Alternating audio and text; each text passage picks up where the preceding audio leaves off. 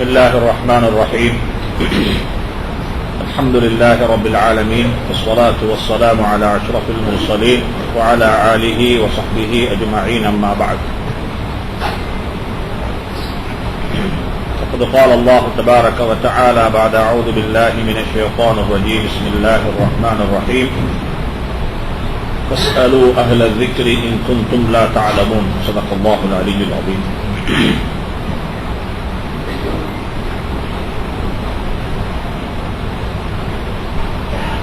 அல்லாஹ் சுப்ஹானஹு தஆலா உலகத்தில் வாழக்கூடிய காலகட்டத்தில் மனிதன் தன்னுடைய திறமைகளை பயன்படுத்தி உலகத்துடைய ரிசோர்ஸ்களை டெவலப் பண்ணணும் என்ற தலையங்கத்தில் நான் சென்ற வாரம் உங்களுக்கு முன்னால பேசினேன். சென்ற வாரம் அந்த பயான் அந்த தலையங்கத்தில் நிகழ்த்தின உரைய கேட்காதவங்க அதை கட்டாயம் கேட்டாத்தான் இன்றைக்கு நடக்கிற பிரசன்டேஷன் என்ன செய்யும், பிரயோஜனமானதாக ஆகும். அதனால் அதை கொஞ்சம் கவனமாக கேளுங்கோ. இஸ்லாம் எப்பயுமே கொண்ட வலியுறுத்தி இருக்குது, மனிதன் கோலையாக இருக்கிறத இஸ்லாம் விரும்பல.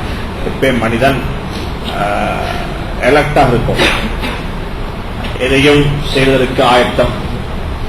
ஒரு முஸ்லிமானவன் எப்பயும் அவனுடைய புத்தி, அவனுடைய விவேகம், ஃபியூச்சரை பற்றி திங்க் பண்ணக்கூடிய ஆற்றல் அவனுக்கு எப்பயும் இருக்கும். எனவே இன்றைக்கு நாள் ஒரு முக்கியமான இரவு, முக்கியமான சந்தர்ப்பம். இது இஸ்லாமிய புதுவரிடமாக இருக்கவும் ஏலும். இன்னும் புற தென்பட்டுச்சதோ இல்லையோ தெரியல. இன்னைக்கு புற தென்பட்டிருக்கும் என்றிருந்தால் இது முஹர்ரமுடைய முதலாவது இரவாக இருக்குது.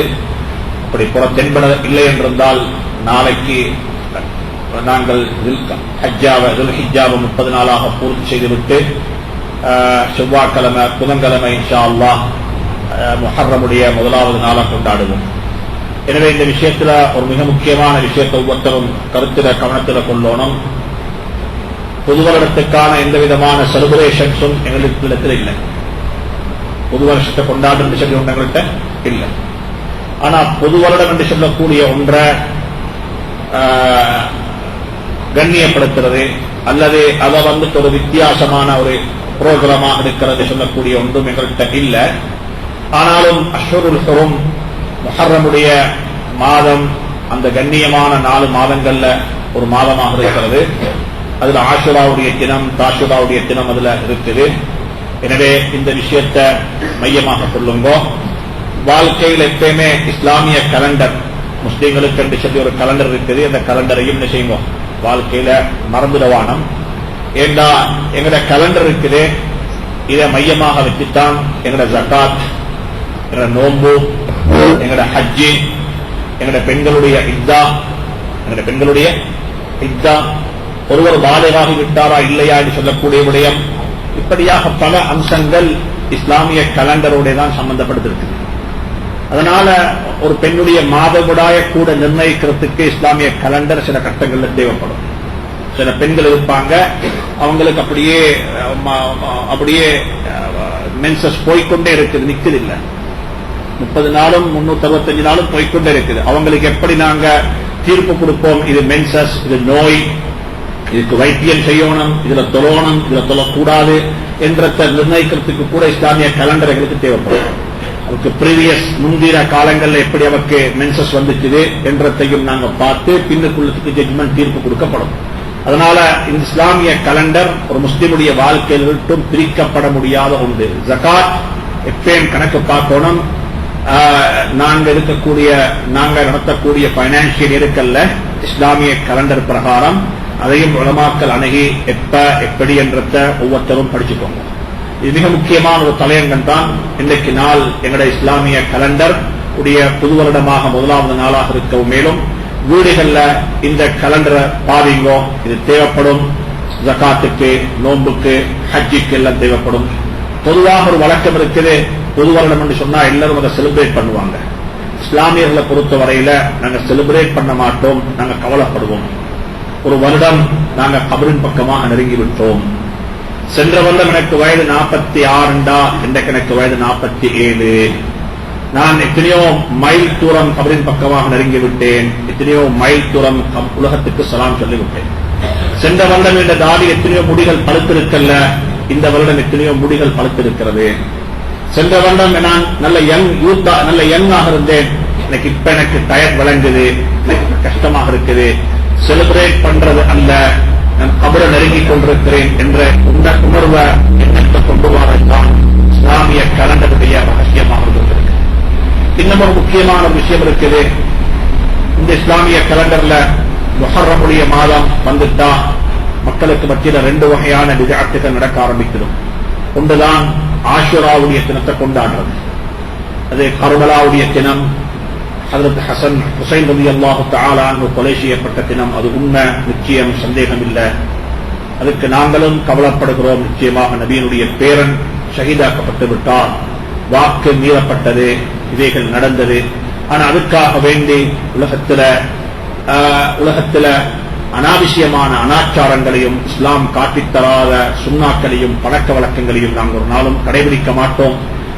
அந்த பழக்கத்தை யாராவது எங்களுக்கு மத்தியில கண்டால் அதை முறையாக நாங்கள் தடுப்பதற்கும் முறையாக அதை விளங்கிக் கொள்வதற்கும் ஒவ்வொருத்தரும் முயற்சிக்கணும். இது ஒரு மிக முக்கியமான தருணத்தில் கட்டத்தில் இருக்கிறோம். நாங்கள் அனைவரும் குர்ஆன் சுன்னாவுடைய கோட்பாடுகளை, குர்ஆன் சுன்னா சொல்லக்கூடிய உண்மைகளை பின்பற்றக்கூடியவர்கள். சஹாபாக்கள் என்கிற பார்வையில கண்ணியமானவர்கள். சஹாபாக்களுடைய பேர் கண்ணியமானது, சஹாபாக்களுடைய வாழ்க்கை கண்ணியமானது. இதையும் மையமாக வைத்துத்தான் நாங்கள் வாழ்றோம். இந்த விஷயங்களை எப்பயும் கருத்துல கொள்ளுங்க. இஸ்லாமிய புது வருடம் வந்திருக்குது. அல்லாஹ் சுப்ஹானஹு தஆலா இந்த வருடத்தை எங்களுக்கு ஒரு பாக்கியமான வருடமாக்கி வைப்பானாக. இந்த வருடத்தை அல்லாஹ் சுப்ஹானஹு தஆலா எங்களுடைய அத்தனை ஹைர்களுக்கும் நல்லவர்களுக்கும் உள்ள மாதமாக்கி வைப்பானாக. இந்த மாதத்துக்கு சலாம் சொல்லி விட்டோமோ அந்த வருடத்தில் நடைபெற்ற அத்தனை பாவங்களையும் அல்லாஹ் மன்னிப்பானாக. அல்லாஹ் சுப்ஹானஹு தஆலா அந்த அத்தனை பாவங்களையும் மன்னித்து நன்மைகளாக மாற்றி நம் அனைவரையும் நல்ல மக்களாக வாழ வைப்பானாக. அன்பான சகோதரர்களே, இன்றைக்கு உள்ள தலையங்கம் இருக்குது. இது உண்மையிலே சொல்ல போனா இது ஒரு எனக்குரிய தலையங்கம் அல்ல. நான் வெறுமனே ஷரியாவுடைய சைட மட்டும்தான் சொல்லணும். இது கூடுமா கூடாதா என்று சொல்லி இந்த இடத்துல இந்த விடயத்தை பற்றி படிச்சவங்க எத்தனையோ பேர் இருக்கிறாங்க, நல்ல தெரிந்தவங்க, அதிலே உருண்டு பிறண்டு டீல் பண்ணக்கூடியவங்க, அதனுடைய இன் அண்ட் அவுட் அவங்களுக்கு நன்றாக தெரியும். அவங்களுக்கு முன்னால்தான் நான் இந்த பேச்சு நான் பேச போறேன். எனவே கொண்டு நினைச்சுக்கோங்க, இதுல ஏதும் முன்ன பின் இருக்கும் என்றிருந்தால் சம்பந்தப்பட்டவங்க அவங்களோட கையை தூக்கி இது இப்படி அல்ல இப்படி என்று சொன்னாலும் அது நல்ல விடயமாக இருக்கும்.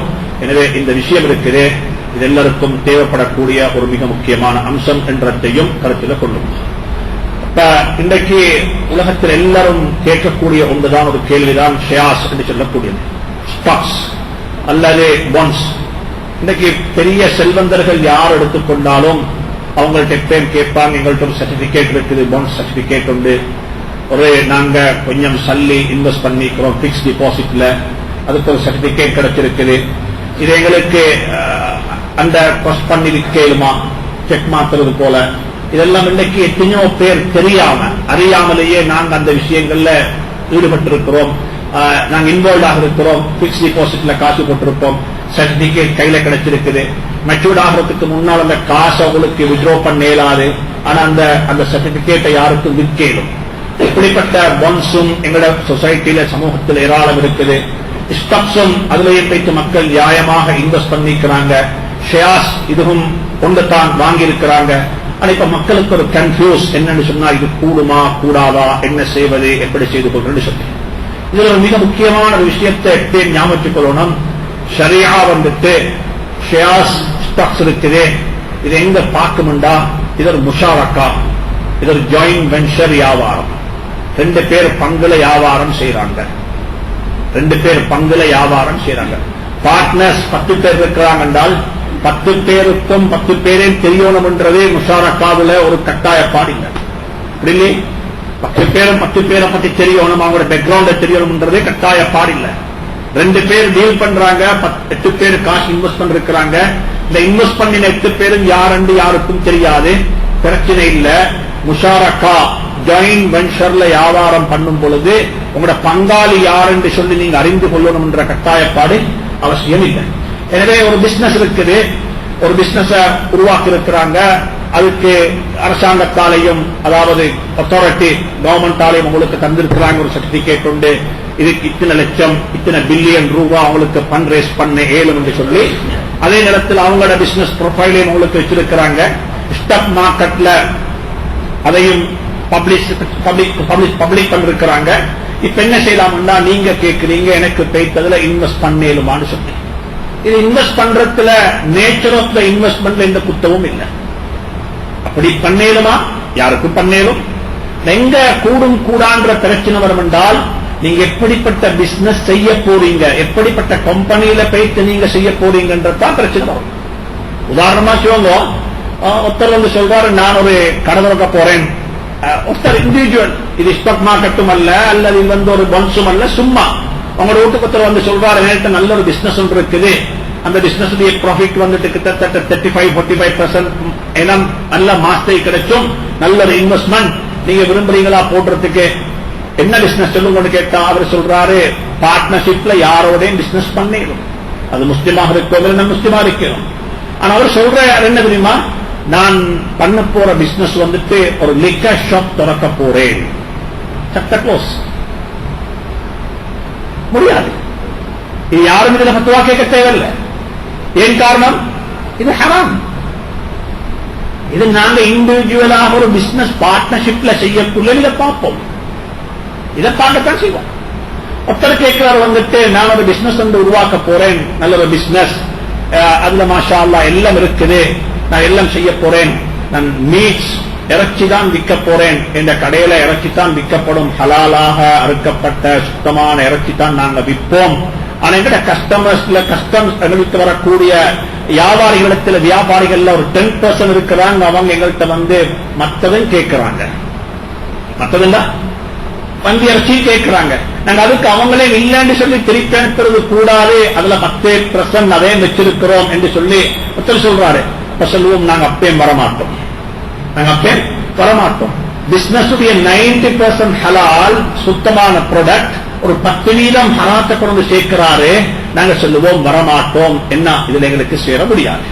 இப்படியாக சொல்ல போனா இதுதான் இந்த ஜாயிண்ட் ஸ்டாக்ஸ்லயும் இதே சட்டம் தான் அப்ளை ஆகும், இதே சட்டம் தான் அப்ளை ஆகும். ஜாயிண்ட் ஸ்டாக்ன்றது நீங்க ஒரு இடத்துல போயிட்டு பங்காளியாக மாறுறீங்க, உங்களோட பங்காளி, அதாவது நீங்க ஒரு போர்ஷனை வாங்குறீங்க அந்த பிசினஸ்ல. சுபஹானல்லாஹ், இது business nature of the business ஹலாலாக இருந்தால் உங்களோட இன்வெஸ்ட்மெண்ட் ஹலால், நேச்சர் ஆஃப் த பிசினஸ் ஹராமாக இருந்தால் உங்களோட இன்வெஸ்ட்மெண்ட் ஹராம். இதுல பிரச்சனை இல்லை யாருக்கும். ஆனா பிரச்சனை எங்க வரும்? நேச்சர் ஆஃப் த பிசினஸ் ஹலாலாகத்தான் இருக்குது, இவங்க சம்டைம் பணம் தேவைப்படும் பொழுது இன்ட்ரெஸ்டுக்கு பணம் எடுக்கிறாங்க. அப்படி இல்ல சர்ப்ளஸ் ஃபண்ட்ஸ் வந்துட்டது, இப்ப ஃபண்ட்ஸ் வந்துட்டு கொஞ்சம் எக்ஸ்ட்ரா இருக்குது, இப்ப போயிட்டு எங்க இன்ட்ரெஸ்ட் பேஸ்ட் பேங்க்ல போயிட்டு என்ன செய்யறாங்க, இப்ப இவங்க போயிட்டு இதை இன்வெஸ்ட் பண்றாங்க. இப்ப என்ன செய்யறது? இங்கத்தான் பிரச்சனை ஸ்டார்ட் ஆகும், இங்கத்தான் பிரச்சனை ஸ்டார்ட் ஆகும். இது எல்லாருக்கும் தெரிஞ்ச விஷயம். சுத்தமான ஒரு சிமெண்ட் ஃபேக்டரி போட போறாங்க, சிமெண்ட் ஃபேக்டரி எல்லாரும் சேர்ந்து ஒரு சிமெண்ட் ஃபேக்டரி திறக்க போறோம். எல்லாம் விளங்குது. இப்ப கவர்மெண்டால எங்களுக்கு கிடைச்சிருக்கு, ஒத்துழைப்பு கிடைச்சிருக்குது, இது லீகல் சைட்ல எல்லாம் ஓகே, ஃபண்ட்ஸ் இவ்வளவு வேணும், இதை செய்யக்கூடியவங்க இன்னும் ப்ரொஃபஷனல்ஸ் தான் செய்யறாங்க, அவங்களோட பேக்ரவுண்ட் எங்களுக்கு தெரியும். இப்ப நாங்க ரிஸ்க் எல்லாம் எடுத்துட்டோம். இப்ப வராங்க ஷரியாவுக்கு, இதுல இன்வெஸ்ட் பண்ணேலுமான்னு கேட்டா நாங்க முதலாவது கேட்போம் நேச்சர் ஆஃப் த பிசினஸ் என்ன, மெட்டீரியல் என்ன, மெட்டீரியல் இது செய்ய போறாங்க, சிமெண்ட் செய்ய போறாங்க, சிமெண்ட் ஃபேக்டரி உண்டு, இதுல இன்வெஸ்ட் பண்ணேலுமா ஏலம் ஒன்று மட்டும் கேட்போம், அவங்களோட ஃபண்ட்ஸ் எங்கிருந்து வந்துச்சுது, ஃபண்ட்ஸ் எங்கிருந்து வந்துச்சுது. இவங்க பேங்க்ல எங்கேயும் எடுத்தில்ல, அவங்களோட அந்த ஆர்டிகல்ஸ் என்ன சொல்லுது என்று சொன்னால் அதுல அவங்க சொல்றாங்க நாங்க ஒரு நாளும் பேங்க்ல borrow பண்ண மாட்டோம், நாங்க பேங்க்ல போயிட்டு பணத்தை இன்வெஸ்ட் சர்ப்ளஸ் ஃபண்ட்ஸை கொண்டு போய் இன்ட்ரெஸ்ட் பேஸ் பேங்க்ல இன்வெஸ்ட் பண்ணவும் மாட்டோம் என்று சொல்லி அவங்க மென்ஷன் பண்ணிருக்கிறாங்க. மாஷா அல்லாஹ், இதுல போயிட்டு நீங்க சேர்றதுக்கு எந்த குத்தமும் உங்களுக்கு இல்லை. இது பிளாக் அண்ட் ஒயிட், இதுல யாருக்கும் எந்த டவுட்டும் வாரத்துக்கு இல்லை. ஏன் நேச்சர் ஆஃப் த பிசினஸும் ஹலால், அவங்களோட இன்வெஸ்ட்மெண்ட்டும் ஹலாலான இன்வெஸ்ட்மெண்ட். அவங்க பாயிண்ட் அவுட் பண்ணிருக்கிறாங்க, நாங்க ஒரு நாளும் இன்ட்ரெஸ்டுக்கு பணம் எடுக்கவும் மாட்டோம், நாங்க எங்க சர்ப்ளஸ் பண்ட்ஸை கொண்டு போய் எங்க இன்ட்ரெஸ்ட் பேரிங் பேங்க்ல டிபாசிட் பண்ணவும் மாட்டோம். இது 100% கிளீன். இன்னொருத்தர் வாராரு, இன்னும் ஒரு கம்பெனி ஒன்று இருக்குது, அவங்களும் ஸ்டாக்ஸ் இருக்கலாங்க. அவங்க சொல்றாங்க, நாங்க ஒரு நாளும் யார்கிட்டையும் பேசி நாங்க ப்ரோ பண்ண மாட்டோம், நாங்க ஏன் மத்தாக்களுக்கு சம்பாதிச்சு கொடுக்கணும், எங்கள்கிட்ட ஃபண்ட்ஸ் நியாயமா இருக்குது, நாங்க ஃபண்ட்ஸ் எங்கள்கிட்ட மிச்சமா இருக்குது, நாங்க யார்கிட்டையும் ஃபண்ட்ஸ் எடுக்க போறது இல்ல. ஆனா அவங்களோட நேச்சர் ஆஃப் த பிசினஸ் ஹராமாக இருக்கும் என்றிருந்தால் நாங்க சொல்லுவோம் ஃபண்ட்ஸ் ஹலால், ஆனா நேச்சர் ஆஃப் த பிசினஸ் ஹராம், இதிலே நாங்க இன்வெஸ்ட் பண்ண மாட்டோம். இது எல்லாருக்கும் அழகா இது தெரிஞ்ச விஷயம்.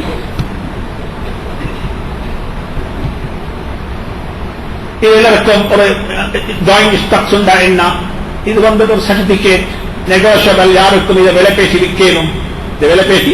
அப்ப இன்னும் ஒரு சிக்கல் என்று வரப்போகுது, நீங்க கேட்கலும் குட்வில் வழிகொண்டு சொல்லி உண்டு இஸ்லாத்தில் இருக்குதான்னு சொல்லி, குட்வில் வழிகொண்டு சொல்லி உண்டு இஸ்லாத்தில் இருக்குதான், நிச்சயமாக இருக்கிறது. இன்னைக்கு உதாரணமாக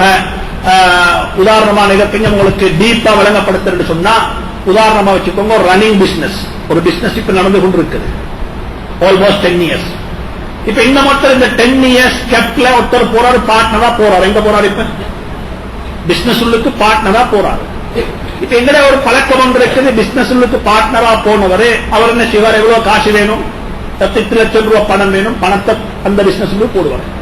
பெரிய பிசினஸ் ஆக இருந்தால் அவங்க முறப்பிரகாரம் ப்ரொஃபஷனல் வேல கம்பெனியை வேல்யூ பண்ணி, அந்த கம்பெனியோட அசெட்டை வேறையாக எடுத்து, அந்த கம்பெனியோட பிசினஸ் வேறையாக எடுத்து, அந்த கம்பெனியோட குட்வில்ல வேறையாக எடுத்து, குட்வில்லுக்கு ஒரு விலை வச்சு, அசெட்டுக்கு ஒரு விலையை வச்சு, ரன்னிங் பிசினஸ் என்ன செய்வாங்க, வேல்யூ பண்ணுவாங்க பஜார்ல போட்டு, இதுக்கு என்ன வேல்யூ விற்ப எல்லாம் போட்டுத்தான் அவங்க பார்ட்னர்ஷிப் சேருவாங்க. இதே லோ தான் ஒரு சின்ன ஒரு பொட்டிக்கடையில போயிட்டு பிசினஸ் செய்ய போறாலும் இதே லோ தான் அப்ளிகபிள் ஆகும். இன்னைக்கு பொதுவாக என்ன பழக்கம் இருக்குது, ஷாப்ல உள்ள ஸ்டாக் விலையும் கணக்கு பார்ப்பாங்க, ரைட் 10 லட்சம் ரூபாய்க்கு சாமான இருக்குது, நான் 10 லட்சம் ரூபாய் போடுறேன். பிசினஸ் தேவை இல்லை. அந்த இடத்துல குட்வில் வழிவென்று சொல்லி ஒன்று நாங்க போடல. ஆனா அந்த ஆள் பொட்டிக்கடை ஒன்று தொடர்ந்து 10 வருஷமா அவருக்கு எஸ்டாப்ளிஷ் ஆயிருக்கிறாரு. 10 வருஷமா அவர் அந்த இடத்தில் எஸ்டாப்ளிஷ் ஆக இருக்கிறாரு. இந்த இடத்துல அவரை தெரியாம அவருடைய ஒரு ஹக்க நாங்க என்ன செய்யறோம், தின்றோம். அவரை தெரியாம அவருடைய ஒரு ஹக்க நாங்க தின்றோம். உதாரணமா வச்சுக்கோங்க, ஒரு ஆள் வந்துட்டு சைனாவுக்கு போயிட்டு ஒரு சாமான கொண்டு வந்து, ப்ராடக்டை கொண்டு வந்து பஜார்ல பழக்கி, மாஷாலுக்கு பஜார்ல நல்ல டிமாண்ட் இருக்குது, அந்த சாமான் நல்ல டிமாண்ட், அந்த ப்ராடக்டை பழக்கினாரு, அந்த பிராண்ட பழக்கினாரு, பஜார்ல இப்ப மக்கள் அதை டிமாண்டா எடுக்கிறாங்க. இப்ப இவர் கிரியேட் பண்ணினார் ஒரு மார்க்கெட். இந்த கிரியேட் பண்ணின மார்க்கெட் இருக்குது, இது யாருக்கு சொந்தமான மார்க்கெட், அவருக்கு சொந்தமான மார்க்கெட். இந்த கிரியேஷனுக்கு ஒரு வெளிவந்து ஸ்லாட்டில் கொடுத்திருக்குது, சரியத்தில் கொடுத்திருக்குது. இப்ப ஒருத்தர் வாராரு 10 வருஷத்துக்கு இவர் ஸ்டார்ட் பண்ணி எல்லாம் எஸ்டாப்ளிஷ் ஆனதுக்கு பிறகு இவர் பார்க்கிறாரு ஃபண்ட்ஸ் போவாரு, ஃபண்ட்ஸ் இல்லை. இப்ப ஒரு ஆள்கிட்ட போகணும் ஃபண்ட்ஸ் எடுக்கிறது. இவர் சொல்றார் வாரன், இவருக்கு தெரியும் இன்வெஸ்ட் பண்றாளுக்கு தெரியும், இப்ப டிமாண்ட் இருக்குது, இப்ப இன்வெஸ்ட் பண்ணலாம். இப்ப கேட்கிற எவ்வளவு சாமான் இருக்குது, இப்ப எல்லாரும் பார்ப்பாங்க, இவரும் பார்ப்பார், அவரும் பார்ப்பார், ஸ்டாக்ஸ் மட்டும் எடுப்பாங்க, அதே ஈக்குவல் அமௌண்ட் என்ன செய்வார் அவரு, மணி பம்ப் பண்ண வாரே சொல்லுவார், நாங்க ரெண்டு ஈக்குவல் பார்ட்னர், இது கூடுவாங்க, இது சரியா, இது சரி, இது கூடாது. நீங்க அவருடைய குட்வில் அவர் எவ்வளவு கஷ்டப்பட்டு கிரியேட் பண்ணின ஒரு ஹக்க வருന്നത്, அந்த ஹக்க உங்களுக்கு போய்த்து பறிக்கேனாது. அதுக்கு ஒரு வழி இஸ்லாத்தில் இருக்குது. நாளைக்கு அந்த பிசினஸ் அவருக்கு விற்கலும் யாருக்கும், நாளைக்கு அந்த பிசினஸ் யாருக்கும் கொடுக்கலும். சரி, இப்ப என்ன செய்ய தெரியுமா, இவர் இன்வெஸ்ட் பண்ணினார், ஒன்றுமில்லை இன்வெஸ்ட் பண்ணார், ஸ்டாக்கை பார்த்தார், 50 லட்சம் ரூபாய் ஸ்டாக், இன்னும் 50 லட்சம் ரூபாய் பணத்தை 5 மில்லியனை போட்டாரு, 10 மில்லியன் பிசினஸ் அப்படியே கண்டினியூ ஆகுது. 5 வருஷத்துக்கு போல வெளியே போகணும். எங்க போகணும், இப்ப யார் வெளியே போகணும், வந்து சேர்ந்தவர் வெளியே போகணும். இப்ப எப்படி வெளியே போவாரு, அன்றைக்கு சேம் மிஸ்டேக் தான் செய்வோம். என்ன மிஸ்டேக், பிசினஸ் கணக்கு பார்ப்போம், எவ்வளவு ஸ்டாக்ஸ் இருக்குது, நீங்க போங்க, எவ்வளவு ஸ்டாக் நாங்க எடுத்து போவோம். 5 வருஷத்துக்கு இந்த பிசினஸ் எவ்வளவு குரோத்தா இருக்குது, இந்த பிராண்டுக்கு எவ்வளவு பேர் வந்து இருக்குது, இது ஒன்றையும் கருத்தில் கொள்ள மாட்டோம். இது ஒரு வகையான அநியாயம். எங்களுக்கு தெரியாம நாங்க செய்றோம். பார்ட்னர்ஷிப்ல இதெல்லாம் பாயிண்ட் அவுட் பண்ணப்படணும். குர்ஆன் நிக்காஹ பத்தி பேசின குர்ஆன் தலாக்க பத்தியும் பேசியிருக்குது. எப்படி சேர்ந்து கொள்ளணும், எப்படி பிரிஞ்சு போகணும். எங்க அநேகமான மக்களுடைய பிசினஸ் MOU எடுத்து பார்த்தது சொன்னா, எக்ரிமெண்ட் பார்த்தது சொன்னா, அதுல எல்லாம் இருக்கும் சேர்ந்து போகிறோம். அதுதான் பிரிஞ்சு போறது. அதுவும் கட்டாயம் மென்ஷன் பண்ணப்படும். எப்படி பிரிஞ்சு போறது? நாங்க பிசினஸ் உருவாக்கினோம், எல்லாம் செஞ்சுட்டு போறோம். 10 வருஷம் பிறகு இதெல்லாம் யாருக்கு சொந்தமானது? இதெல்லாம் இஸ்லாத்துல மிகவும் அழகா சொல்லப்பட்ட விஷயம். எனவே இது ஒரு டீப்பான சப்ஜெக்ட். ஒவ்வொருத்தரும் இதை படிக்கணும்.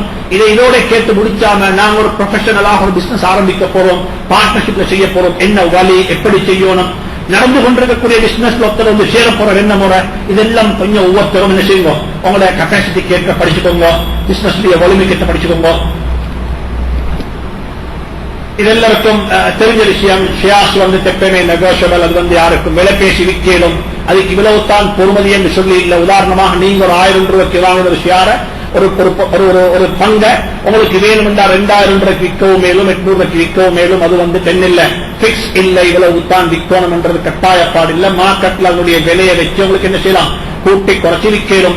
உதாரணமா வச்சுக்கோங்க, பேப்பர்ல வந்து இருக்குது அதனுடைய இந்த கம்பெனியினுடைய ஷேர்ஸ் வந்துட்டு 1000 ரூபாய்க்கு விற்கிறாங்கன்னு சொல்லி நீங்கள் சொல்றீங்க, இல்ல நான் 2000 ரூபாய் விற்பேன் சொல்லி, ஓகே உங்களுக்கு விற்கணும், ரைட்ஸ் உங்களுக்கு இருக்குது. அதே பிக்ஸ் ஆன ரேட் யாருக்கும் இல்ல, அது நெகோஷியபிள், யாருக்கும் அதை கொடுக்கணும்.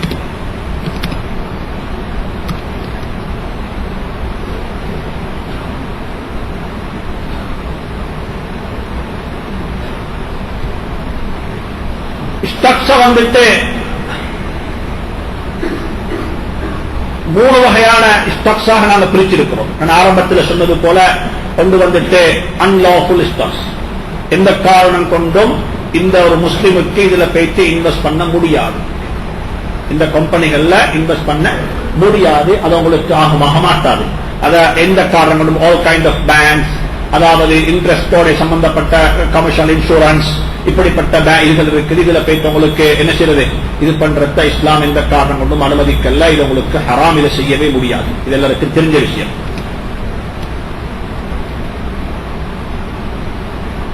இதுல வந்துட்டு நீங்க இஷ்யூ பண்றது, ஷேர்ஸ் இஷ்யூ பண்றதும் கூடாது, ஷேர்ஸ் வாங்குறதும் கூடாது, இதுல டீல் பண்ற புரோக்கராக இருக்கிறதும் கூடாது, இதை மறுவா ரீசேல் பண்றதும் கூடாது. எந்த ஒரு ஆக்டிவிட்டிஸும் இதுல உங்களுக்கு ஆகமாக மாட்டாது. ஒரே ஒரு கட்டத்துல மட்டும் கூடும், அது பின்னால பேசுவோம், அது பின்னுக்கு வருகிறது. எந்த கட்டம் என்று சொன்னா, இதை நாங்க வாங்கி நாங்க கன்வெர்ட் பண்ண போறோம். நாங்க பர்ச்சேஸ் பண்ணி இந்த ஷேர்ஸ் எல்லாம் நாங்க பர்ச்சேஸ் பண்ணி இதை அப்படியே நாங்க கன்வெர்ட் பண்ண போறோம், இஸ்லாமிக்காக மாற்ற போறோம். உதாரணமா வச்சுக்கோங்க, ஒரு பேங்க் இருக்குது, அந்த பேங்க் வந்துட்டு இன்ட்ரெஸ்ட் தான் டீல் பண்றாங்க, கன்வென்ஷனல் பேங்க். எங்களுக்கு ஒரு வழி இருக்குது, ஒரு சான்ஸ் இருக்குது. என்ன செய்யலாம்டா, கொஞ்சம் கொஞ்சமாக ஷேர்ஸ் வாங்கி வாங்கி வாங்கி நாங்க என்ன செஞ்சுட்டோம் சொன்னா, எங்கட ஷேர் ஹோல்டர் எல்லாம் வந்துட்டு முஸ்லீம்கள் ஆகிட்டாங்க. அல்லது அவங்க முஸ்லீம்கள் அல்ல, அவங்க சொல்றாங்க இன்ட்ரெஸ்ட் ஃப்ரீ பேங்கா இந்த பேங்கை நாங்க கொண்டு வரணும். அதுல நன் முஸ்லீம் இருக்கிறாங்க, முஸ்லீம் இருக்கிறாங்க, அது பிரச்சனை அல்ல. இவங்க ஒரு ஆனுவல் ஜெனரல் மீட்டிங்ல கொண்டு வராங்க, ஃப்ரம் இந்த நாள்ல இருந்து நாங்க இதை மாற்ற போறோம் சொன்னா என்ன செஞ்சோம், அந்த நோக்கத்துல இப்படிப்பட்ட கம்பெனிகள்ல இப்படிப்பட்ட ஸ்டாக்ஸ்ல போய்த்தவங்களுக்கு வாங்க இயலும் என்றதையும் ஷரியா பேசியிருக்குது. அதுக்கு எவ்வளவு காலம் அந்த கன்வெர்ட் பண்றதுக்கு எவ்வளவு காலம் உங்களுக்கு தேவை என்றதும் அங்க இருக்குது. 3வது எத்தனை ஆனுவல் ஜெனரல் மீட்டிங் வரைக்கும் நீங்க பொறுத்திருக்கணும் என்றதும் அங்க இருக்குது. எனவே இது அந்த நோக்கத்துல மட்டும் போய்த்து வாங்க இயலும். ஆனா இன்றைக்கு நடந்தது சரித்திரத்தை பார்த்தா என்ன தெரியுமா, ஹிஸ்டரியை பார்த்தா இது செல்றதுக்கு வெக்கம். முஸ்லீம்கள் அப்படிப்பட்ட ஷேர்ஸ வாங்கி இவங்க கன்வெர்ட் பண்றதுக்கு பாரமாக முஸ்லீம்களுடைய கையில இருந்த கம்பெனிகளையும் மற்ற மக்களுக்கு கொடுத்துட்டாங்க. எப்படி முஸ்லீம்களுக்கு சொந்தமாக இருந்த சில கம்பெனிகள், நான் பேர் சொல்ல விரும்பல, சில ஹோட்டல்ஸ் இருந்துச்சு, ஹோட்டல் செயின்ஸ் இருந்து முஸ்லீம்களுக்கு என்று சொல்லி சொந்தமானது. அதை முஸ்லீம்கள் தான் கையில வச்சு கொண்டிருந்தாங்க. யாருக்கும் மாஷா அல்லாஹ் முஸ்லீம்கள் டூரிஸ்டாக போகக்கூடிய யாருக்கும் எங்களுக்கு தைரியமா சொல்லலும், இந்த ஹோட்டலுக்கு போங்க, அங்க இப்படி இருக்குது, அங்க லிக்கர் விற்கிறாங்க, அது 5% குறையத்தான் இருக்குது, ஆனா அது அவங்க செப்பரேட்டாகத்தான் வச்சிருக்கிறாங்க. அங்க இருக்கக்கூடிய எந்த ஒரு பாத்திரமும் இங்க கலப்படுவதில்லை, அது செப்பரேட் யூனிட்டாகத்தான் வச்சிருக்காங்க.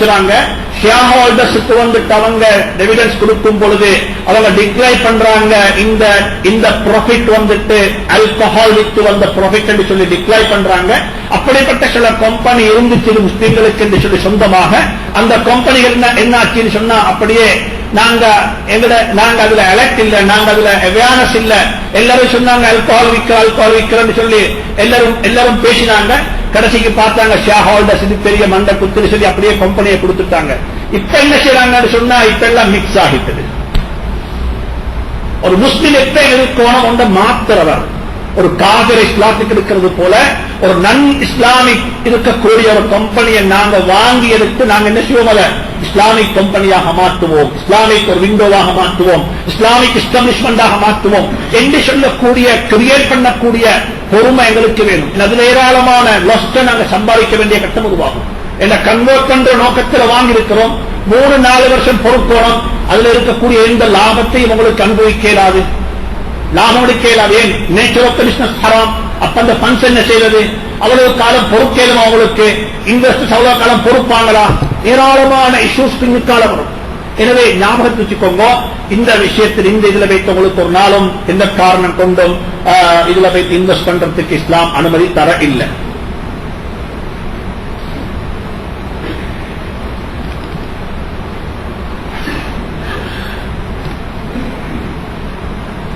இன்னொன்று இருக்குது, இது லாஃபுல் சொல்லிட்டு உங்களுக்கு இதுல வந்துட்டு அவங்களோட நேச்சர் ஆஃப் த பிசினஸும் ஹலால், பிசினஸும் நல்லது ஹலாலானது, அவங்களோட இன்வெஸ்ட்மெண்ட்டும் ஹலாலானது. இதுல எந்த பிரச்சனையும் அவங்களுக்கு இல்ல, இதுல அவங்களுக்கு எந்த பிரச்சனையும் இல்ல. இதுவும் அவங்களுக்கு மார்க்கத்தில் அனுமதிக்கப்பட்ட ஒன்று. இது அவங்களுக்கு செஞ்சு கொண்டு போயிடும். மூணாவது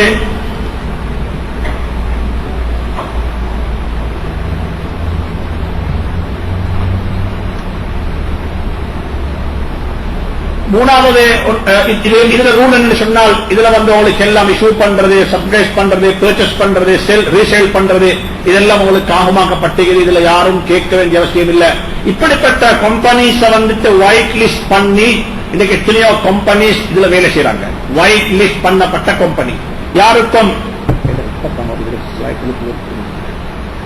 யாருக்கும் வந்துட்டு இப்படிப்பட்ட கம்பெனிகள்ல இன்வெஸ்ட் பண்ணணும் இருந்தால் அதுக்கு சொல்லி சில புரோக்கர்ஸ் எங்க நாட்டிலே இருக்கிறாங்க.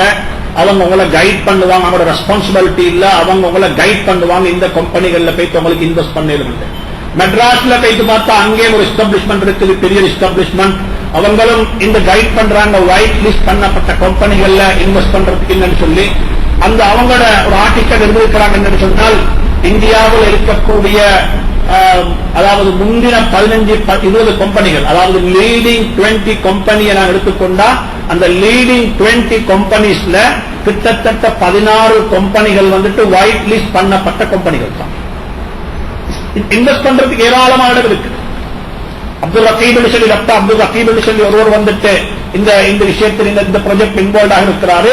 அந்த அவங்கள்ட்ட இருந்து யாராவது ஒருத்தர் இங்க இருக்கிறாங்க, இங்கே ஒரு அபுல் கேபிட்டல் மாஷா அல்லாஹ் சில சகோதரர்கள் இங்கே வேலை செய்யறாங்க, அவங்கள்ட்ட இந்த இது இருக்குது. இது மாதிரி இன்னும் 2-3 கம்பெனிகள் ஒயிட் லிஸ்ட் பண்ணப்பட்ட கம்பெனி. ஏன்னா எல்லாருக்கும் போயிட்டு அவங்களோட பேலன்ஸ் ஷீட்டையும் அவங்களோட நேச்சர் ஆஃப் தி பிசினஸையும் ஆக்டிவிட்டிஸையும் எங்களுக்கு செக் பண்ண முடியாது. நல்ல ஒரு ப்ரொஃபஷனல் குரூப் என்ன வரணும்னா இருக்குன்னு சொல்லியே நாங்க முன்னுக்கு வரணும். இதுல உலகத்துல நார்த் அமெரிக்காவில, லண்டன்ல, பிரிட்டிஷ்ல எல்லா இடங்கள்லயும் ஒயிட் லிஸ்ட் பண்ணப்பட்ட கம்பெனி முஸ்லீம்களுக்கு சொல்லி மிடில் ஈஸ்ட் மார்க்கெட்ல போய் விற்கிறதுக்காக வேண்டி செயல்படக்கூடிய கம்பெனிகள் ஏராளம் இருக்குது. எனவே இந்த விஷயத்தையும் கொஞ்சம் என்ன செய்வோம், கருத்துல கொள்ளுங்க. இது மிக முக்கியமான ஒரு சப்ஜெக்ட்.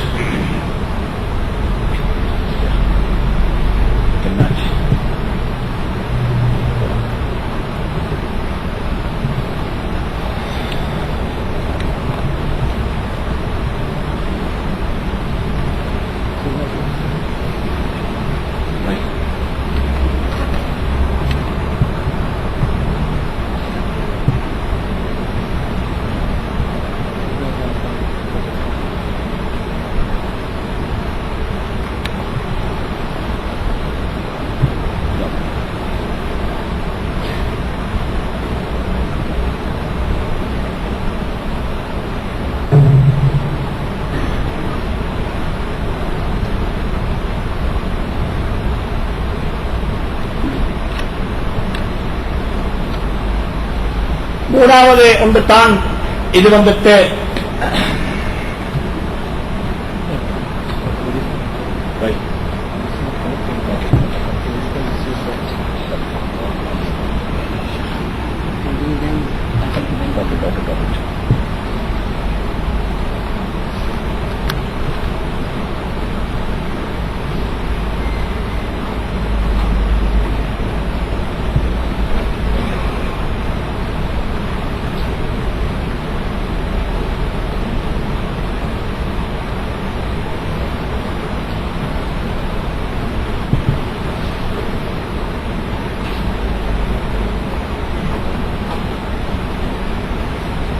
மூணாவது ஒன்று தான் இது வந்துட்டு இதுதான் காம்ப்ளிகேட்டட் ஆனது. இதுல ஷரியாவுடைய ஸ்காலர்ஸ் வந்துட்டு ரெண்டு வகையான ஒப்பீனியன்ஸ் வச்சிருக்கிறாங்க. ஒரு சாரார் சொல்றாங்க எந்த ஒரு காரணம் கொண்டும் இப்படிப்பட்டதிலையும் உங்களுக்கு இன்வெஸ்ட் பண்ண ஏலா என்று சொல்லக்கூடிய ஒப்பீனியன்ஸ் இருக்கக்கூடிய உலமாக்கல்ல ஒரு கூட்டம் உள்வாங்கி இருக்கிறாங்க. அதே நேரத்தில் வந்துட்டு சில எஸ்டாப்ளிஷ்மெண்ட்ஸும் இதே ஒப்பீனியனைத்தான் அவங்களும் எடுத்திருக்கிறாங்க. ஆனால் மெஜாரிட்டியான உலமாக்களும் இன்னைக்கு உலகத்தில் இருக்கக்கூடிய இப்படிப்பட்ட பைனான்சியல் இண்டஸ்ட்ரியை கண்ட்ரோல் பண்ணக்கூடிய ஒரு இஸ்லாமிக் பொடி தான் வந்துட்டு பஹ்ரைன் இருக்கக்கூடிய அயோஃபி என்று சொல்லக்கூடியது. அவங்களும் அவங்களோட ஸ்டாண்டர்ட் என்னன்னு சொன்னால் இப்படிப்பட்ட கம்பெனிகள்ல எங்களுக்கு டீல் பண்ண ஏலும் வித் கண்டிஷன்ஸ். சில கண்டிஷன்ஸ் அப்ளை ஆகும். அந்த கண்டிஷனோட தான் எங்களுக்கு அப்ளை இதுல போய் சில டீல் பண்ணேலும். இது என்னன்னு சொன்னா இந்த மூணாவது கம்பெனியுடைய தன்மை என்னன்னு சொன்னா நேச்சர் ஆஃப் த பிசினஸ் ஹலால். நேச்சர் ஆஃப் த பிசினஸ் ஹலால். அதுக்கு இன்வெஸ்ட்மெண்ட் எடுத்திருக்கிறாங்க. எங்கிருந்து வெளியிலிருந்து இன்வெஸ்ட்மெண்ட் வந்த முறை ஹராமாக இருக்குது. எல்லாம் அல்ல, ஒரு போர்ஷன். அப்படி இல்லைன்னா நேச்சர் ஆஃப் த பிசினஸ் ஹலால். அதுல சின்ன ஒரு பகுதி இருக்குது. என்ன அவங்க லிக்கரையும் வச்சிருக்கிறாங்க. உதாரணமாக ஹோட்டல் இண்டஸ்ட்ரி. இன்னைக்கு எல்லாரும் கேட்கிற ஒரு கேள்விதான் டூரிசம். இந்த நாட்டில் டூரிசம் பூமிங் ஆகுது. ஆனா ஆச்சரியம் என்னன்னு சொன்னா முஸ்லீம்கள் யாரும் முன்னுக்கு வராங்க இல்ல. முஸ்லீம்களுக்கு ஷரியா ஒரு பெரியலாக மாறிவிட்டதா என்ற கேள்வி உருவாகுது. ஒன்று நல்லா ஞாபகிச்சுக்கோங்க, டூரிசம் என்று சொல்லக்கூடியது முஸ்லீம்களுக்கு சொந்தமான இண்டஸ்ட்ரி. டூரிசம் யாருக்கு சொந்தமானது? முஸ்லீம்களுக்கு சொந்தமானது. குர்ஆனை பரட்டி பாருங்க, எத்தனை ஆயத்து இருக்குது டூரிசத்தை ப்ரொமோட் பண்ணக்கூடிய ஆயத்து. போங்க உலகத்தில் போங்க, குல்சீருல் அருள், பூமியில பிரிஞ்சு போங்க. உலகத்தில் ஒரு வியாபாரி, ஒரு பிசினஸ் மேன், ஒரு டூரிஸ்டா தான் போறாரு. அவருக்கு பிசினஸ்ல போறாரு, குடும்பத்தை கூட்டிக் கொண்டு போறாரு, ஹஜ்ஜிக்கு போறாரு, உம்ராவுக்கு போறாரு. இவருக்கு எல்லாம் அனுமதி கொடுத்திருக்கிறாங்க போறதுக்கு வாரத்துக்கு. இமாம்கள் நாங்க இந்த நாட்டுல முஸ்லீம்களாக இருக்கிறது நீங்க யாரும் தாவா செய்ய வரல, எந்த ஜமாத்தும் வரல. இங்க நாங்கள் ஒரு ஜமாத்தை உருவான மக்கள் இல்ல. இந்த இன்னைக்கு தாவா செய்யக்கூடிய எத்தனையோ ஆர்கனைசேஷன், எத்தனையோ எஸ்டாப்ளிஷ்மெண்ட், அது எத்தனையோ ஜமாத் இங்க இருக்குது. இந்த ஜமாத்துடைய ஹிஸ்டரி எல்லாம் ஒரு 100 years ஹிஸ்டரி தான். ஆனா இந்த நாட்டில் முஸ்லீம்களுடைய ஹிஸ்டரி ஓவர் 1000 years. நாங்க எப்படி இங்க வந்தோம்? இந்த நாட்டுக்கு வந்தது எங்கட அரப்ஸ், எங்கட ஃபோர்ஃபாதர், எங்கட முன்ன எங்கட அப்பா, எங்கட அப்பா அப்பா, இவங்க அரபிகள். இவங்க வந்தாங்க. அப்ப முஸ்லீம்களுக்கு சொந்தமான ஒரு டூரிசம். இன்னைக்கு டூரிசம் யாரும் பேசவில்லை. நான் ஒரு இடத்துல அட்வைஸ் பண்ணக்குள்ள சொன்னேன், நீங்க என்ன செய்யுங்கன்னு சொன்னா முஸ்லீம்களுக்கு ஒரு டூரிசம் இருக்குது, அது ஒரு பேப்பர் ஒன்றை செஞ்சு டூரிசம் போர்டு கொடுங்க. எங்கட டூரிசம் இப்படித்தான், எங்கட டூரிசத்துல நாங்க இப்படிப்பட்ட சரியா கம்ப்ளைண்ட் டூரிசத்தை நாங்க ப்ரொமோட் பண்றோம். இதற்கும் மார்க்கெட்ல பெரிய ஒரு டிமாண்ட் இருக்குது. இந்த டிமாண்டை நாங்க உங்களுக்கு ஃபுல்பில் பண்ணி தாரோம். இன்னைக்கு பேசி பாருங்க, உலகத்துல மேற்கத்திய நாட்டவர்கள் எப்படிப்பட்ட சரியா கம்ப்ளைண்ட் டூரிசம் என்று சொல்லியே அவங்க போர்ட் போட்டு நாங்க லிக்கர் சப்ளை பண்றது இல்ல, நாங்க நல்ல ஆரஞ்சு ஜூஸ் உங்களுக்கு தாரோம், நாங்க லிக்கர் தரமாட்டோம், நாங்க உங்களுக்கு நல்ல கிரேப்ஸ் ஜூஸ் உங்களுக்கு தாரோம், நாங்க உங்களுக்கு என்ன செய்ய மாட்டோம்டா ஆண் பெண் கலந்து இருக்கக்கூடிய ஸ்விமிங் பூல் தரமாட்டோம், நாங்க உங்களோட ஃபேமிலிக்கு ஒரு இண்டிவிஜுவல் ஸ்விமிங் பூல் கட்டித்தாரோம் உங்களுக்கு. இஸ்லாம் சொல்லக்கூடிய ஒன்றை ப்ரொமோட் பண்ணுங்க. டூரிசம் இது ஒரு தோடவானம். இந்த நாட்டில் இப்ப பிஓஏ ப்ராஜெக்ட் ஏராளம் கொடுக்கிறாங்க. ஒவ்வொரு ஏரியாவில் போயிட்டு டெவலப் ஆகுங்க. பெருமனே சைனாலிருந்து சாமான கொடுங்கோம், வித்தோம், இது பண்ணினோம் அல்ல. நாங்க எஸ்டாப்ளிஷ் ஆகணும். நாங்க வரக்கூடிய சொசைட்டிக்கு இப்படிப்பட்ட பிசினஸ் எல்லாம் இருக்குது, இந்த ஏரியாவில் போய் எங்களுக்கு என்ன செய்யலாம், பிசினஸ் பண்ணலாம் என்று சொல்லக்கூடிய கதவை திறந்து கொடுத்துருப்போம். இது நாங்க எப்பயும் இருக்கணும். எனவே புதுசாக ஒன்றை கண்டுபிடிக்கக்கூடியவங்க, புதுசாக ஒன்றை செய்யக்கூடியவங்க. இன்னைக்கு நாங்க எல்லாரும் பார்க்கிறோம், சும்மா யோசிங்க பார்ப்போம். இந்த நாட்டில் டூரிசம் ஏப்ரல் லீவு, அது வந்துட்டு பிசினஸுக்கு கொடுக்கிற லீவ் உண்டு. 10 days 10 நாள் 15 நாள் லீவு. சொல்லும்போது இந்த பிசினஸ் இந்த லீவ்ல யாரு அப்ப கூட செலவழிக்கிறது, யாரு கூட செலவழிக்கிறது? நூறலில யார் இருக்கிறாங்க, நூறல்ல யார் இருக்கிறாங்க? 100% முஸ்லிம்ஸ், 200% இங்கோ. அங்குள்ள சில மக்கள் சொல்றாங்க, ஏன் 200% சொன்ன காரணம் என்ன சொன்னா, அங்குள்ள சில நன் முஸ்லீமும் அங்கே தொப்பியை போட்டுவாங்க. ஏன் காரணம்? மார்க்கெட் பண்றது. எல்லாருமே முஸ்லீம் இல்லையா? அப்ப அவர் நன் முஸ்லீமாக இருந்தா என்ன எல்லாருக்கு எடுப்படாது. நான் கேட்கிறேன், நாங்க டூரிஸ்டா போற வேமாப்பா எங்களுக்கு ஒரு நூறலியாவில் 7 ஸ்டார்ஸ் பட்டம் திறக்கலாது, ஏன் எங்களுக்கு திறக்கலாது? இஸ்லாம் ஆனந்திக்குதா? நாங்க போறோம், எங்களை பெண்களும் போறாங்க, ஆண்களும் போறாங்க, டான்ஸும் ஆடுறாங்க, குடிக்கவும் செய்யறாங்க, எல்லாம் செய்யறாங்க. நாங்க சொல்றோம் முஸ்லீம்களுக்கு டூரிசம் கூடான்றோம். நான் சொல்றேன் டூரிசம் முஸ்லீம்களுடைய அசையா சொத்து, ஆனால் ஷரியாவுடைய கோட்பாட்டுக்குள் இருந்து கொண்டு இந்த ஏரியாவை ப்ரோமோட் பண்ணுங்க. எங்களை யூத் இதெல்லாம் செஞ்சு கொடுக்க இல்லத்தை எங்களை யூத் என்ன செய்யுமா, அவங்க சொல்லுவாங்க இஸ்லாத்து ரொம்ப இல்லப்பா, மத்த மார்க்கத்தில் இல்ல நிக்கணுவாங்க. சரிதானே? அவங்க சொல்லுவாங்க இஸ்லாத்தை பாருங்க என்னை ஒன்றுமே இல்லை, ஒன்றுமே இல்லை. நான் ஒரே சொல்றேன், மன்னிச்சுக்கோங்க அன்பான சகோதரர்களே, இன்னைக்கு இந்த கொழும்புல இந்த பிரசன்டேஷன் நாங்க செய்யறது இங்கே செய்யணும், ஒரு ஆடிட்டோரியம்ல செய்யணும் முஸ்லீம்களுக்கு சொல்லி சொந்தமான ஒரு ஆடிட்டோரியம் இல்லை.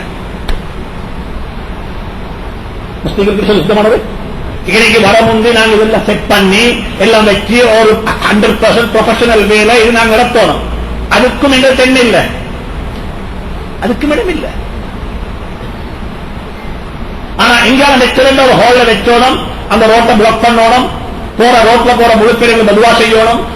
நாங்க நினைக்கிறோம் நாங்க நல்லது செஞ்சுட்டு வாரோம், நாங்க நல்ல ஒரு ஸ்பீச் ஒன்று கேட்டு வரோம், நாங்க நல்ல ஒரு அல்லாவுடைய அல்லா சொல்லிட்டு வரோம் என்று வெளியே வரப்பே ரோட்ல போறாக்களுக்கு பதுவா செய்யறாங்க. ஏன்? எங்களோட வாகனம் பார்க் பண்ணிடுற மெதட் போற, நாங்க ரோட்டுக்கு வார அந்த வெள்ளம் வார மாதிரி அப்படியே இறங்கினா ரோட்ல முழு பேரும் நான் கண்டுடா பார்க்கிறது இல்லை. அதனால ஏன் வச்சுக்கோங்க, இதை வந்துட்டு நான் என்ன சொல்றேன், நேச்சர் ஆஃப் த பிசினஸ் ஹலால் அல்லது நேச்சர் ஆஃப் த பிசினஸ் கூடும் ஹலால், ஆனா அதுல சின்ன ஒரு போர்ஷன் தான் ஹராம் சேர்ந்திருக்குது. அந்த சின்ன போர்ஷன் எவ்வளவாக இருக்கலாம், அல்லது அவங்களோட பிசினஸ் ஹலால் இன்வெஸ்ட்மெண்ட் எடுத்திருக்கிறாங்க, ஹலாலான இன்வெஸ்ட்மெண்ட் தான். சில ஆப்பர்ச்சுனிட்டி வரும் பொழுது, கஷ்டம் வரும் பொழுது, டிஃபிகல்ட்டி வரும் பொழுது மட்டும் கொஞ்சம் பணத்தை ப்ரோ பண்றாங்க, ஷார்ட் டேர்முக்கு எடுத்து கொடுத்துடுறாங்க. அப்படி இல்லைன்னு அவங்கள்ட்ட சர்ப்ளஸ் ஃபண்ட்ஸ் இருக்குது, இந்த ஃபண்ட்ஸை எங்க சரி பார்க் பண்ணணும், அதுக்காக வேண்டி கொள்ளை செய்யறாங்க, ஒரு இன்வெஸ்ட்மெண்ட் பேங்க்ல போயிட்டு டிபாசிட் பண்றாங்க. இப்படிப்பட்ட சில விஷயங்கள் தான் இங்க இருக்குதுன்றால் இதுல டீல் பண்றது கூடுமா கூடாதா, என்ன கண்டிஷன்ஸ் என்று சொல்லக்கூடிய விஷயத்துல இந்த காலத்தினுடைய முக்கியமான உலமாக்கள் 5 கண்டிஷன்ஸ் போட்டிருக்கிறாங்க. நான் இதை சமரைஸ் பண்ணி தரக்கூடிய 5 கண்டிஷன்ஸ் தான். இந்த 5 கண்டிஷன்ஸையும் ஒவ்வொருத்தரும் இண்டிவிஜுவலாக உலமாக்கள் அணுகி, போதுமான மக்கள் அணுகி, ஒவ்வொரு கம்பெனியுடைய ப்ரொஃபைல்ஸையும் எடுத்து கொஞ்சம் என்ன செய்ய, எல்லாத்துக்கும் இந்த லோ அப்ளை ஆக மாட்டாது. இது ஜெனரல் லோ. நான் சொன்னது போல சில விஷயங்களை கன்வெர்ட் பண்றதுக்கு வாங்கணும் என்றிருந்தால் லோ வேறையாக மாறும். இப்படிப்பட்ட சில விஷயங்கள் இருக்குது. எனவே இந்த 5 கண்டிஷன்ஸோட தான் இருக்கக்கூடிய இந்த உலமாக்கள் இப்படிப்பட்ட கம்பெனிகள்ல டீல் பண்றதுங்களுக்கு ஆகும் என்று சொல்லியிருக்கிறாங்க.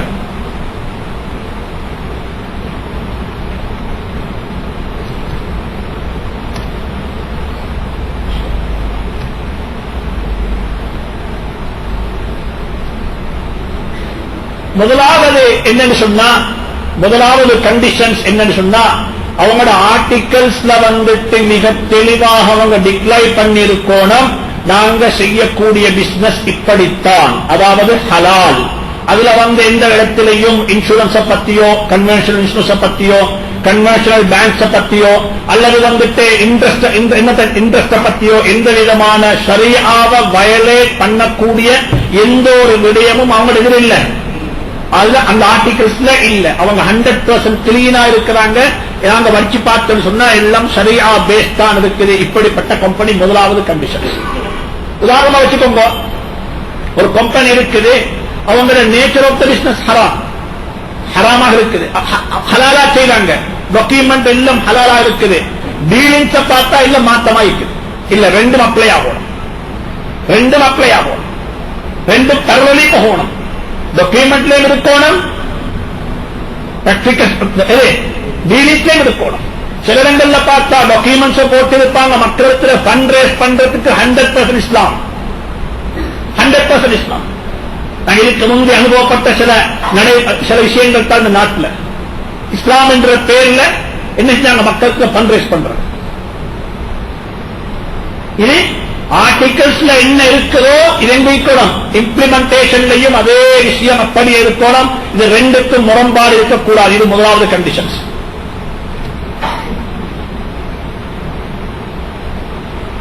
இரண்டாவது கண்டிஷன்ஸ் என்னன்னு சொன்னா, ஒரு கம்பெனியில போயிட்டு டீல் பண்றதுக்கு இதையும் விளைவிக்கோங்க, அந்த கம்பெனியில 50% மேல அசெட் இருக்கும்.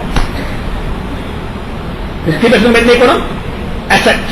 அப்படின்னு சொன்னா 50% மேல கேஷ் இருக்குது அல்லது லிக்விடிட்டி இருக்குது, அவசரமாக காசாக்கக்கூடிய தங்கம், அப்படிப்பட்ட பொருள் அவரோட கையில் இருக்கும் என்றிருந்தால் நாங்கள் அதை அசெட்டாக பார்க்க மாட்டோம், அதை லிக்விடிட்டியாக பார்ப்போம். அந்த கட்டத்தில் இப்படிப்பட்ட கம்பெனியில போயிட்டு நீங்க ஷேர்ஸ் வாங்கக்குள்ள அது என்ன சல்லியோட டீல் பண்ற லோ அதுல போயிட்டு அப்ளையாக ஆரம்பிக்கும். ஒரு இஸ்லாமிக் பேங்காக இருந்தாலும் சரி, ஒரு இஸ்லாமிக் பேங்க்ல போயிட்டு நீங்க ஷேர்ஸ் வாங்க போறீங்க, அப்ப எல்லாம் நல்ல மான என்ன இருக்குது, அவங்கள்ட்ட 100% அசெட் ஒன்றுமே இல்லை, எல்லாம் என்ன இருக்குது, எல்லாமே சல்லியாத்தான் இருக்குது. இப்ப டீல் பண்றது கூடுமா கூடாதான்னு சொன்னா அதுக்கு வேற லோ அப்ளை ஆகும். இந்த லோ இதுல அப்ளை ஆக மாட்டாது. அதுக்கு என்ன லோன்னு சொன்னா, அது உடனே நீங்க டிரான்சாக்சன் காசு கொடுக்கணும். அதுல என்ன மார்க்கெட் வழிவென்று சொல்லி ஒன்று இல்ல, ரியல் வழிவுக்கு தான் நீங்க வாங்கணும். எவ்வளவு காசு இருக்குதோ அந்த அமௌண்ட் தான் வாங்கணும். எனவே இரண்டாவது கண்டிஷன், ஒரு கம்பெனியில நீங்க ஷேர்ஸ் வாங்குறா அந்த கம்பெனியினுடைய அசெட் 50% மேல இருக்கணும் என்றதும் ஒரு முக்கியமான கட்டாய கடமை. அப்படி இல்லை என்றிருந்தால் நீங்க மார்க்கெட் வழிவுக்குத்தான் அதை வாங்க வேண்டிய கட்டம் உருவாகும். மூணாவது கண்டிஷன் உலமாக்கள் சொல்றாங்க, என்னன்னு சொன்னா நான் இது விளங்கப்படுத்திட்டேன். Nature of the business hotel தான் செய்றாங்க, ஹோட்டல் தான் பிசினஸ். அதுல ballroom, dance ballroom இல்ல. ஸ்விமிங் பூல் ரெண்டு வச்சிருக்கிறாங்க, ஆணுக்கு வேற பெண்ணுக்கு வேற வச்சிருக்கிறாங்க. அப்படி இல்லன்னு சொன்னா ஒவ்வொரு ரூமுக்கும் தனித்தனி ஸ்விமிங் பூல் வச்சிருக்கிறாங்க, வெவ்வேறையாக அலோகேட் பண்ணி ஒவ்வொரு ரூமுக்கு. அப்படிப்பட்ட ஒரு ஹோட்டல் ப்ராஜெக்ட் இருக்குது, அதுல எந்த விதமான இதுவும் இல்ல. ஆனா லிக்கர் மட்டும் வச்சிருக்கிறாங்க அவங்களோட பிசினஸ்ல, லிக்கர் இருக்குது. இப்ப என்ன சொல்றது, லிக்கருடைய இன்கமும் சேர்க்கப்படுவதற்கு அவங்களோட நெட் ப்ராஃபிட், அவரோட நெட் ப்ராஃபிட்டுக்கு லிக்கர்ல வரக்கூடிய இன்கமையும் சேர்க்கிறாங்க. இப்ப என்ன செய்தது, இப்ப உலமாக்கள் சொல்றாங்க, அந்த சேர்க்கப்படக்கூடிய லிக்கருடைய இன்கம் இவங்களுக்கு கிடைக்கக்கூடிய மொத்த இன்கம்ல 5% குறைய இருக்கும் என்றிருந்தால் நோ ஹார்ம், அதை போயிட்டு டீல் பண்ணிடும். 5% மேல இருந்தா என்ன செய்யணும், இயலாது.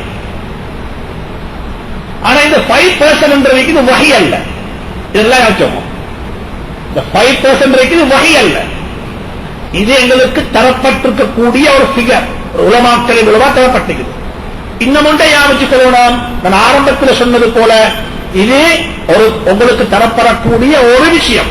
ஒவ்வொருத்தரும் நான் எப்பவுமே சொல்றது தான், உங்களோட எஸ்டாப்ளிஷ்மெண்ட்டுக்கு உங்களோட பிசினஸுக்கு ஒரு சரியா ஸ்கோர் எப்பவுமே இருக்கும்.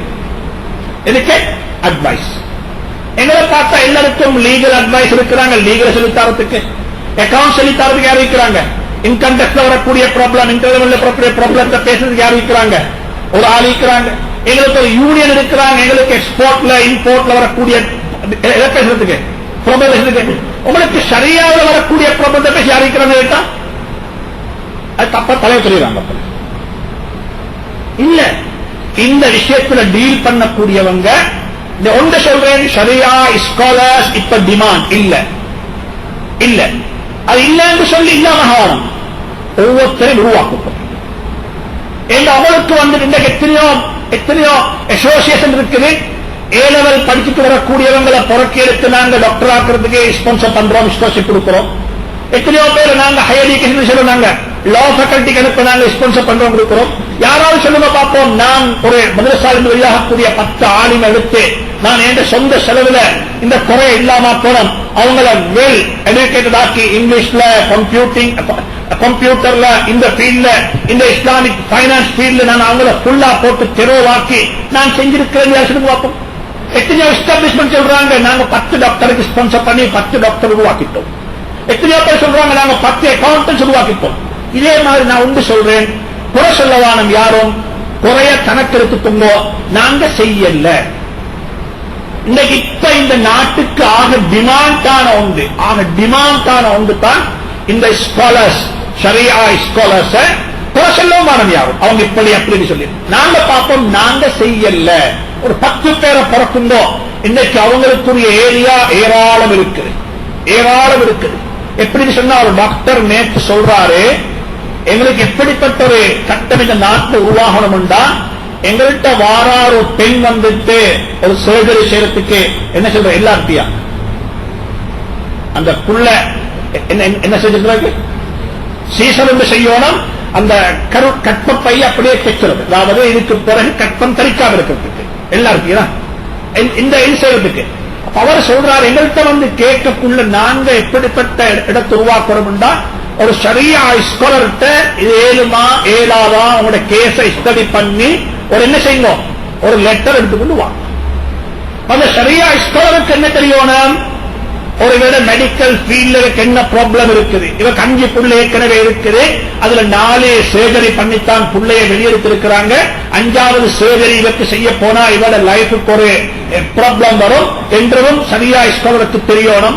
அதுல ப்ராப்ளம் உண்டு, என்ன ப்ராப்ளம் என்று சொன்னா இவருக்கு இப்படிப்பட்ட மெடிக்கல் சைட்ல இவருக்கு இப்படிப்பட்ட ப்ராப்ளம் ஒன்று இருக்குது, எனவே இது செய்ய இயலாது. இப்படிப்பட்ட சில உலமாக்களுக்கு அந்த சைட்ல அந்த துறையில ஒரு பெண்ணுடைய மெடிக்கல் ஃபீல்ட், அவருடைய ஹெல்த் ஏரியாவில் ஒரு பெண்ணுக்கு மென்சஸ் வருகிறது, ஒரு டாக்டருக்கு வேணும் இதுக்கு என்ன தீர்ப்பு கூட எப்படி வைத்தியம் சொல்றது. ஒவ்வொரு விஷயத்திலையும் சரியா ஸ்காலர்ஸ் அவங்களுக்கு தேவைப்படுவாங்க. இன்னைக்கு போனா ஒரு ஆக பெரிய இஷ்யூ தான், எல்லாருமே பேசக்கூடிய இஷ்யூ தான். இது நான் யாரும் சொல்லல செய்யவானம் என்று சொல்லி, இது யாரும் ஜமீயத் உலமாவோ அல்லது யாரும் இதை பற்றி இன்னும் வாய் திறக்கல. படிச்சவங்க ஒரு கேள்வி எழுப்புறாங்க, இந்த பிள்ளைகளுக்கு கிடைக்கக்கூடிய இன்ஜெக்ஷன்ஸ் என்ன சொல்றது, வேக்சின்ஸ், இது கூடுமா கூடாதா, இதை பத்தி உலமாக்கள் என்ன சொல்றாங்க. நாங்க இப்பதான் ஸ்டடி பண்றோம். இப்ப ஒரு பேப்பர் வந்து இருக்குது, இது சொல்றாங்க வந்துட்டு வேர்ல்ட் ஹெல்த் ஆர்கனைசேஷனுடைய சிஸ்டம் இது. ஏன்னா உலகத்தை வந்துட்டு உலகத்துல மக்களை பேர் நோயாளியாக வச்சுக் கொள்ளணும், அப்பத்தான் எங்களுக்கு வாழையிலும் நோயை கிரியேட் பண்ணணும் என்று சொல்லக்கூடிய ஒரு வாய்ஸ், ஒரு சத்தம், ஒரு ரிசர்ச் பேப்பர் ஒன்று வெளியாகி இப்ப அந்த சத்தம் கூடுது. இப்ப கேட்டு வாராங்க கூடுமா கூடாதான்னு சொல்லி. இப்ப என்ன சரி, நாங்க யாரும் சொல்லல கூடாது சொல்லுவோம் இல்ல, கூடுபடி சொல்லுவோம் இல்ல. உங்களுக்கு ஒரு டாக்டர் இருக்கிறாரு, நீங்க அவர்கிட்ட கேட்கறது போல நீங்க வரையிலும் ஒரு ஷரியா ஸ்காலர்கிட்ட இப்படிப்பட்ட ஒரு ப்ராப்ளம் ஒன்று இருக்குது, இதை பத்தி இப்படி சொல்றாங்க, நோய் வராம தடுக்கிறதுக்கு, நோய் வர முந்தி வைத்தியம் செய்யலாமா, எது முந்தி நோய் வர முந்தி நோய்க்கு வைத்தியம் செய்யலாமா. அல்லாஹ் நோயை படைச்சா மறந்து படைச்சுவான், நோய் வர முந்தி வைத்தியம் செய்யலாமா என்று ஒரு கேள்வி கேட்டா ஒரு ஷரியா ஸ்காலர் இது சும்மா ஏழும் ஏழாண்டு சொல்லேலாது உலக.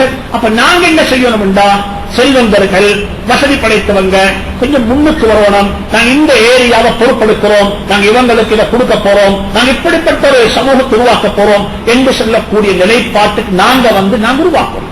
நான் எப்பயும் சொல்றதுதான், இன்னைக்கு வாரக்கிழமை முக்தி மைக்கு வராரு, அவருடைய ஒரு நிகழ்ச்சி வைக்கணும்டா எங்க வைக்கிறது, முஸ்லீம்களுக்கு ஒரு கன்வென்ஷனல் சென்டர் இல்ல, முஸ்லீம்களுக்கு என்று சொல்லி ஒரு ஆடிட்டோரியம் இல்ல, முஸ்லீம்களுக்கு என்று சொல்லி இது இல்ல. அப்ப கேட்கிறாங்க எங்க வைப்போம், கல்யாண ஹால்ல வைப்போமா, ரோட்ல வைப்போமா, அந்த ஹால்ல வைப்போமா, இந்த ஹால்ல, இது எங்களுக்கு ஒரு பிரச்சனை. இதெல்லாம் சமூகத்தில் இருக்கக்கூடிய தேவைகள், இதையும் நாங்க பூர்த்தி செய்யணும். அங்க வைத்து பார்த்தா ஒன்று கேட்கிறாங்க, அடுத்து கேட்கிறாங்கன்னா முஸ்லீம்கள் சொல்லக்கூடியவங்க லைப்ரரியோட வாழக்கூடியவங்க, முஸ்லீம்களுக்கும் லைப்ரரிக்கும் இடையில நெருங்கின சம்பந்தம் இருக்கு.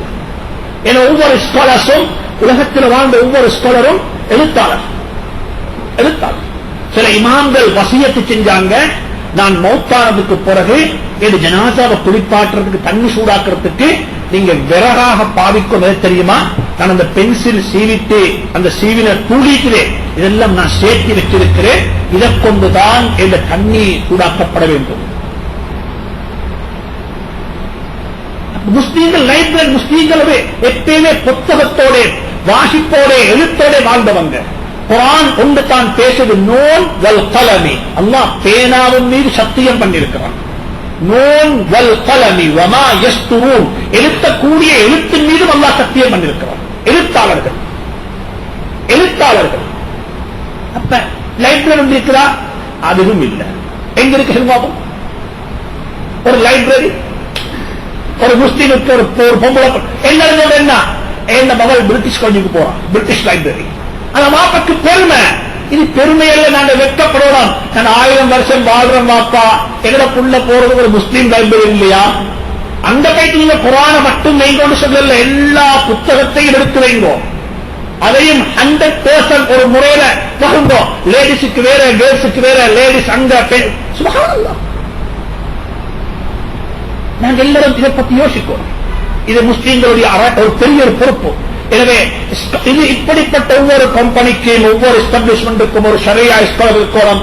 அவர் வந்துட்டு வெறுமனே அவருடைய இந்த மைண்ட் அப்படியே லாக் பண்ணி கொண்டு இதுதான் என்றதல்ல, அவரும் அட்ஜஸ்ட் பண்ணி விளங்கி, விடயத்தை விளங்கி, நாங்க வாழக்கூடிய நாடு இஸ்லாமிய நாடல்ல, இங்கு இப்படிப்பட்ட பிரச்சனை இருக்குது என்றதை விளங்கி செயல்படக்கூடிய ஒருவரை நாங்க ஆக்கிக் கொள்வது ஆக முக்கியம். எனவே 5% மேல எந்த கம்பெனியில எனக்கு வரக்கூடிய இன்கம் ஹராமாக இருக்குமோ அந்த கம்பெனியில இன்வெஸ்ட் பண்ண கூடாது என்றது இது 3வது 4வது சட்டம்.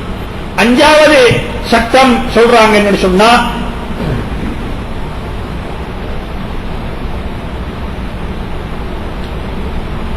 இப்படி 5% அவளுக்கு வந்த இன்கம் இருக்குது, 5% தான் அந்த கம்பெனியில அன்லாஃபுல் இன்கம் வந்திருக்குது, அல்லது 4% வந்திருக்கு.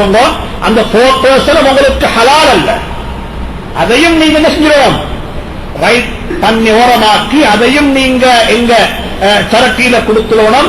அதை கொண்டு பெல் போர்ட் போடுறதோ, அல்லது உங்களோட கம்பெனியில வேலை செய்தாக்களுக்கு போனஸ் கொடுக்கிறதோ, அல்லது உங்களோட மகனுக்கு மதரசா ஓடி கொடுக்கவாறு ஹஜ்ரத்களுக்கு சம்பளம் கொடுக்கிறதோ, அல்லது உங்களோட பேரை போட்டு சில புக் அடிச்சு வெளியிடுறதோ ஒன்றும் செய்யலாம். அதால டிரெக்டாகவோ இன்டிரெக்டாகவோ எந்த ஒரு பெனிஃபிட்டும் நீங்க அடைய முடியாது. அதை கொடுத்துடணும் சரக்கியா. உங்களோட கம்பெனிக்கோ அவங்களுக்கோ அவர் என்ன இல்ல, எந்த விதமான ஒரு இதுவும் இல்ல. அது நீங்க அப்படியே கொடுத்துடணும். அதை நீங்க எப்படி எடுப்பீங்க என்றால், உங்களோட ப்ளோக்கஸ்ட அல்லது நீங்க போயிட்டு பைனான்சியல் லாஸ்டா வரக்கூடிய ஸ்டேட்மெண்ட் எடுத்து பார்த்தா அதுல அவங்க பாயிண்ட் அவுட் பண்ணிருப்பாங்க என்றால் அதை வச்சு நீங்க என்ன செய்யணும், நீங்க எடுக்கிறதே ஆக முக்கியமான சப்ஜெக்ட். அந்த பெனிஃபிட் அப்படியே நீங்க வைட் ஆஃப் பண்ணணும், அது அப்படியே கொடுத்துடணும். அது உங்களுக்கு சொந்தமானதல்ல. அதை கொண்டு ஜகாத்து கொடுக்கவும் மேலாது, கவர்மெண்ட்டுக்கு கட்ட வேண்டிய டேக்ஸ கட்டவும் மேலாது. என்ன கவர்மெண்ட் கட்டக்கூடிய டேக்ஸ கட்டவும் இயலாது. எனவே இந்த விஷயங்களை நான் ஜென்ரா பேசுறேன். இண்டிவிஜுவலாக ஒவ்வொருத்தருக்கும் தேவைப்படக்கூடிய சந்தர்ப்பத்தில் உலமாக்களை அணுகி, போதுமான ஆட்கள் அணுகி, உங்களோட ப்ராப்ளத்தை நீங்க சொல்லி, எனக்கு இப்படிப்பட்ட ஒரு ப்ராப்ளம் இருக்குது, என்ன செய்யலாம் என்று சொல்லி கேட்டா, அப்படிப்பட்ட கட்டத்தில் இண்டிவிஜுவலாக கேஸ் பை கேஸாக பத்துவாக்கள் வர இயலும். Case by case. இது ஜென்ரலா சொல்றோம். ஒருத்தர் வந்து சொல்றாரு, இல்ல இந்த பிசினஸ் ஃபீல்டு நாங்க போகணும், இப்ப வாரம் வச்சுக்கோங்க. இந்த நாட்டில் டூரிசம் இண்டஸ்ட்ரியில முஸ்லீம்கள் போயிட்டு சேரணும். ஆனா லிக்கர் என்று சொல்லக்கூடிய ஒரு கலம்ஸ் இல்லாம உங்களுக்கு பிஓஏ ப்ராஜெக்ட்ல வந்து ஒரு 4 நிமிஷம் தரமாட்டாங்க, லைசன்ஸ் தரமாட்டாங்க. இப்ப நீங்க என்ன செய்ய போறீங்க? தூக்கி லிஸ்ட் வெளியே வாரதா, நாங்க உள்ளுக்கு போயிட்டு மாத்துறதா? இந்த நாட்டில் ஒரு இஸ்லாமிக் பேங்க் என்று சொல்லக்கூடிய ஒன்று வரணும் என்றிருந்தா முதலாவது சொல்லுவாங்க என்ன தெரியுமா, ட்ரெஷரியில், அதாவது சென்ட்ரல் பேங்க்ல நீங்க 33%, அதாவது 1/3 வந்துட்டு நீங்க டிபாசிட் பண்ணணும். ட்ரெஷரி பொன்ல வைக்கணும். ட்ரெஷரி பொன்னு சொன்ன என்ன, அது இன்ட்ரெஸ்ட், அது இன்ட்ரெஸ்ட் 100%. அப்ப நீங்க கொண்டு போய் உங்களுடைய கேபிட்டல்ல 33% அங்க வச்சா அதுல வார ப்ராஃபிட் உங்களுக்கு எடுக்கவே இல்லாது, அதை வச்சா விற்கவே இல்லாது. அதை வச்சாத்தான் உங்களுக்கு என்ன செய்யலாம், ஆபரேஷன் என்று சொல்லக்கூடிய ஒன்று இங்க செய்யலாம், உங்களுக்கு பேங்க் ரன் பண்ணலாம். இப்ப நீங்க என்ன செய்யணும்டா, நாங்க சொல்லுவோம் இந்த கட்டத்தில் லா வித்தியாசமாகும். 33% வச்சு இத நீங்க பேங்க் ஆபரேட் பண்ணுங்க, பண்ணிக்கொண்டு ஃபைட் பண்ணுங்க. இது ஷரியாவுக்கு கூடாது. நாங்க இந்த பணத்தால் வரக்கூடிய லாபத்தை எங்களுக்கு எடுக்க இயலாது. எனவே நாங்க இதுக்கு ஒரு ஆல்டர்னேட்டிவ் வே தாங்கன்னு சொல்லி ஃபைட் பண்ணி கொஞ்ச நாள் போகக்குள்ள அவங்க சொன்னாங்க, நீங்க பிக்ஸ் டிபாசிட்ல வளர்ந்து வைக்கக்கூடிய பணம் இருக்குது, இது வெறுமனே சல்லியாக மட்டும் வைக்க வேண்டிய அவசியம் இல்லை, அசட்டையும் வைக்கலும். அசட்டை வச்சிருக்கிறீங்க அங்க ஒன்று இருக்குது. நீங்க நாங்க ட்ரை பண்ணினா எதுவுமே இந்த நாட்டில் செல்லுபடியாகும். நாங்க முயற்சி செஞ்சா எதுக்கும் இந்த நாடு பிளக்சிபிள், இந்த நாட்டில் எதையும் சாதிக்கலும். எனவே ஒன்று சொல்றேன், இந்த விஷயங்களை கருத்திலிடுங்கோ. இப்படிப்பட்ட கம்பெனிகளை ஒயிட் லிஸ்ட் பண்ணுங்க. இந்த கம்பெனிகளை போயிட்டு ஸ்டெப்ல போயிட்டு நீங்க இன்வெஸ்ட் பண்றது கூடும். ஆனா சென்ற கிழமை நான் மிக தெளிவாக சொல்லிருக்கிறேன், நீங்க ஒத்தத்தை போயிட்டு இன்வெஸ்ட் பண்ணிட்டு நீங்க வீட்டுல தூங்குறத விடவும் நீங்க என்ன செய்யணும்டா, ஸ்டாக் இன்வெஸ்ட் பண்ணி போட்டு உங்களோட எய்ம் என்னன்னு சொன்னா இதை கன்வெர்ட் பண்ற, இதை மாற்றுறது, நான் இதை மாற்ற போறேன் என்று சொல்றது நோக்கமாக இருக்கும் என்றிருந்தால் அப்படிப்பட்டவங்க என்ன செய்வோம், விளமாக்கல் அணுகி எப்படி மாறணும், மாற்றக்கூடிய காலத்தில் வரக்கூடிய ப்ராஃபிட்ஸ் எப்படி எடுக்கிறது, அதை எப்படி அவாய்ட் பண்றது, இதற்கெல்லாம் லா கிரியேட் பண்ணப்பட்டிருக்குது. இந்த விஷயத்தையும் விளங்கிக் கொள்றதுக்கு ஒவ்வொருத்தரும் முயற்சி செய்யும்.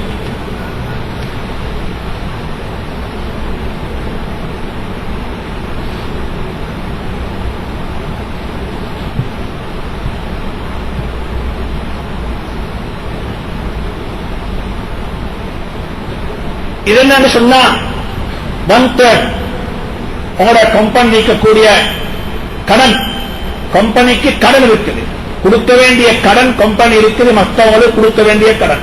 இந்த கடன் 1/3 விட கூட இருந்தாலும் உங்களுக்கு என்ன செய்ய முடியாது, உங்களுக்கு இன்வெஸ்ட் பண்ணிடாது. கம்பெனி கடன் யாரு கொடுக்க இருக்குது, மற்றவங்களுக்கு கொடுக்க இருக்குது. எவ்வளவு கொடுக்க இருக்குது, அவங்க கம்பெனி பணம் எடுத்திருக்கிறாங்க, ஷியாசாவா இல்ல பன்சாக எடுத்திருக்கிறாங்க, பணமா எடுத்திருக்கிறாங்க. அவங்களோட அமௌண்ட் 1/3 விட கூடும் என்றிருந்தால் அதுலயும் அசட்லையும் உங்களுக்கு என்ன செய்ய முடியாது, இதையும் உங்களுக்கு போய் இன்வெஸ்ட் பண்ண முடியாது என்ற லா உங்களுக்கு கிரியேட் பண்ணப்பட்டிருக்குது. இது நான் இந்த ஐஓபி பஹ்ரைனுடைய இதுல இருந்திருக்கு சமரைஸ் பண்ணப்பட்ட இது ஒவ்வொருத்தரும் தனிப்பட்ட முறையில இதை விளங்கிக் கொள்ள பாருங்க. இதாக முக்கியமான ஒரு சப்ஜெக்ட்.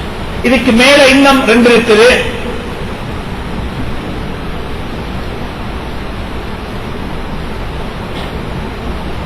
இதுல நான் உங்களுக்கு பேசிட்டேன்.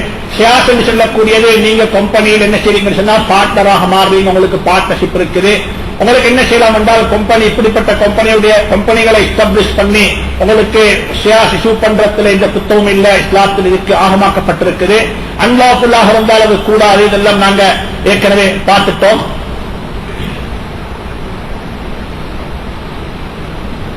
இதுவும் ஒரு முக்கியமான ஒன்று தான், இன்றைக்கு மார்க்கெட்ல பேசப்படக்கூடிய ஒன்று தான்.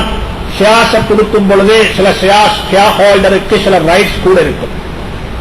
இது இஸ்லாத்துல ஷரியாவில் இது கூடாது. இப்படிப்பட்ட ஷேர்ஸ் கொடுக்க இயலாது. அப்ப என்ன பிரெஃபரன்ஸ் ஷேர்ஸ் என்று சொன்னா இதை 2 வகையா பார்க்கணும். அதாவது ப்ராஃபிட் கிடைக்கிறதுலையும் அல்லது அவங்களுக்கு அவங்களோட ஷேர்ஸுக்குரிய கேரண்டி, நாங்களோட ஷேர்ஸுக்கு ஒரு கேரண்டி என்று தாரோம் என்ற விஷயத்திலையும் இப்படிப்பட்ட பணத்தோட இன்கமோட சம்பந்தப்பட்ட ஒரு பிரெஃபரன்ஸ் அவங்களுக்கு கிடைக்கும் என்றிருந்தால் அப்படிப்பட்ட கம்பெனிஸ்ல உங்களுக்கு இன்வெஸ்ட் பண்ண முடியாது. அது எப்படி இருக்கணும் என்றால், அனைவருக்கும் A to Z இருக்கக்கூடிய அத்தனை இன்வெஸ்டர்ஸுக்கும் ஈக்குவலாகத்தான், அதாவது அவங்களோட இன்வெஸ்ட்மெண்ட்டுக்கு பொறுத்த அமைப்புல தான் ப்ராஃபிட் பங்கு வைக்கப்பட வேண்டும். அது இல்லாம வேறொரு முறையில போகும் என்றிருந்தால் அந்த கம்பெனியில உங்களுக்கு இன்வெஸ்ட் பண்ண இயலா. இது ஒரு சட்டமாக எழுதப்பட்டிருக்குது. Shares that give the priority right over the remaining shareholders, அதுக்கு மேல இருக்கக்கூடிய ஷேர் ஹோல்டர்ஸுக்கு மேல யாருக்காலும் பிரெஃபரன்ஸ் கிடைக்கும் என்றிருந்தால் அதுவும் இஸ்லாத்துல ஆகமாக மாட்டாது. இது இஸ்லாம் உங்களுக்கு ஹராமாக்கி இருக்குது. ரன்னிங் பிசினஸ் ஒன்றுல இப்ப நீங்க புதிய ஷேர் இஷ்யூ பண்ண போறீங்க, இது நடந்து கொண்டிருக்கிற பிசினஸ் ஒன்றுக்கு நீங்க ஒரு ஷேர் ஹோல்டரை கொண்டு வர போறீங்க. இது கூடுமா கூடாதா? இதுவும் இஸ்லாத்துல கூடும். மேல சொன்ன அத்தனை லாவும் இதுலயும் அப்ளிகபிள் ஆகும். இதுவும் என்ன செய்யும், அந்த காரணத்தை கொண்டு உங்களுக்கு என்ன செய்யலாம், இதுல சேர்க்க இயலும், இஷ்யூ பண்ண இயலும். ஆனா எந்த விலைக்கு இஷ்யூ பண்றது, அதே கம்பெனி டிசிஷன். ஒன்றோ விலையை கூட்டி கொடுத்தோம். மேலும் நாங்க ஆரம்பத்தில் ஷேர்ஸ் இஷ்யூ பண்ணினோம் 10 ரூபாய்க்கு, நாங்க நியூ ஷேர்ஸ் இஷ்யூ பண்றோம் 15 ரூபாய்க்கு. ஏதும் பிரச்சனை இல்லை. அப்படி இல்லை, நாங்க ஆரம்பத்தில் இஷ்யூ பண்ணினோம் 10 ரூபாய்க்கு, கம்பெனி 6 மாசம் ஓடுது, 6 மாசத்துக்கு போறோம் மறுவா 10 ரூபாய்க்கு தான் நாங்க ஷேர்ஸ் இஷ்யூ பண்ண போறோம்டா அதுக்கும் பிரச்சனை இல்லை. இல்ல நாங்க ஆரம்பத்தில் இஷ்யூ பண்ணோம் 10 ரூபாய்க்கு, இப்ப எங்க கம்பெனிக்கு கேபிட்டல் போதாம இருக்குது, இப்ப யாரும் இன்வெஸ்ட் பண்றாங்க, இல்ல நாங்க ஷேர் பிரைஸ குறைக்க போறோம், 8 ரூபாய்க்கு கொடுக்க போறோம், அதுவும் கூடும். அதே கம்பெனியுடைய டிசிஷன், அது எந்த அமௌண்ட்டுக்கும் என்ன செய்யலாம் எங்களுக்கு எடுக்க இயலும், பிரச்சனையான விஷயம் அல்ல.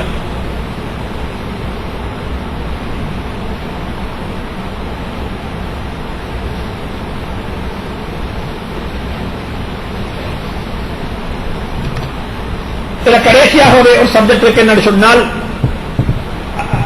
மணி எக்ஸ்சேஞ்ச், அதாவது சல்லி மாற்றக்கூடிய மணி எக்ஸ்சேஞ்ச் பண்ணக்கூடிய கம்பெனிஸ், அல்லது டிஸ்கவுண்ட் ஹவுஸ், அல்லது வந்துட்டு ரிசீவபிள் ஹவுஸ். உதாரணமாக இருக்குது ஒரு பேங்க் இருக்கு, இந்த பேங்க் இன்னொரு கம்பெனி ஒன்று இருக்கு. என்ன சொன்னால் அவங்களோட கடன் எல்லாம் கொடுத்திருக்கிறாங்க, நீங்க என்ன செய்யணும், இதை வசூலித்து தரணும்.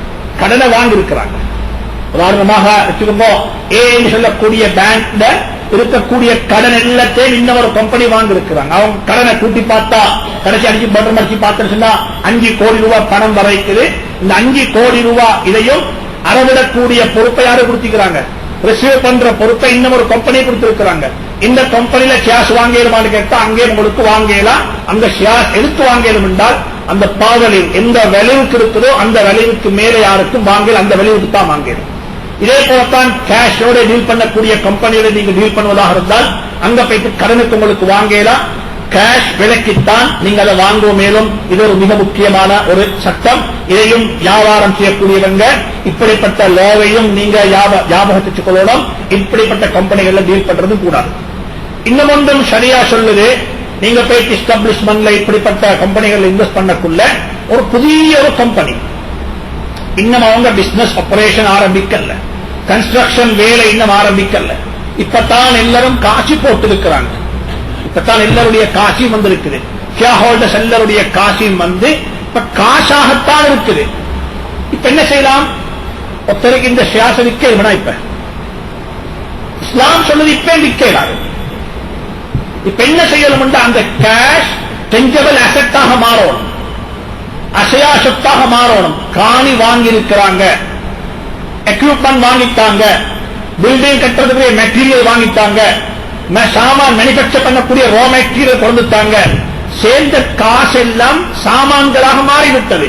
இப்ப என்ன செய்யலாம், உங்களுக்கு வாங்க இயலும். உதாரணமா வச்சுக்கோங்க, எல்லாரும் காசு போட்டோம், காசு தான் கையில் இருக்குது, இந்த சாமான் வாங்கல, இப்ப போயிட்டு விற்கலுமான்னு கேட்டா விற்க இயலும். எந்த விலைக்கு, ஒரிஜினல் ரியல் விலைக்குத்தான் விற்கலுமே தவிர கூட விற்க முடியாது. இதுவும் இஸ்லாத்துல ஷரியா ஸ்டாண்டர்ட்ல மிக தெளிவாக சொல்லப்பட்ட விஷயம். இதையும் கருத்தில் கொள்ளும். எனவே இதுக்கு மேல வைத்து இன்னும் ஷியாவோட சம்பந்தப்பட்ட ஒரு மிக முக்கியமான தலையங்கத்தால் எப்படி ஜகாத்து கொடுக்கணும், ஜகாத் எப்படி கொடுக்கணும், இதையும் உலமாக்கள் மிக அழகா பேசியிருக்கிறாங்க. ஜகாத் என்று சொல்லக்கூடியது நாங்க ஒவ்வொருத்தரும் ஜகாத்த ஒரு நாள் 2 நாள் ஒர்க் ஷாப் பண்ணி உட்கார்ந்து படிச்சோம். இன்னைக்கு அநேகமானவங்களுடைய ஜகாத்துடைய கன்செப்ட் இருக்குது. இது நான் நம்புற மட்டுக்கு, எனக்கு தெரிஞ்ச மட்டுக்கு, சின்ன அறிவு வச்சு நான் சொல்றேன், எங்களோட ஜகாத்து சரியா பிழையான்றதுக்கு நான் ஒரு இழந்தேன் கேள்விக்குறி போட்டுத்தான் பார்க்கணும். என்ன ஜகாத் என்றது இபாதத், நான் எப்படி ஜகாத்து கொடுக்கணும். எங்களோட ஒரு பழக்கம் இருக்குது, வார நோன்பு வரக்குள்ள எல்லாரும் கேட்பாங்க ஜகாத்தை பத்தி. நோம்புடைய புற முடிஞ்சா என்ன இல்ல, ஜகாத்து முடிச்சு.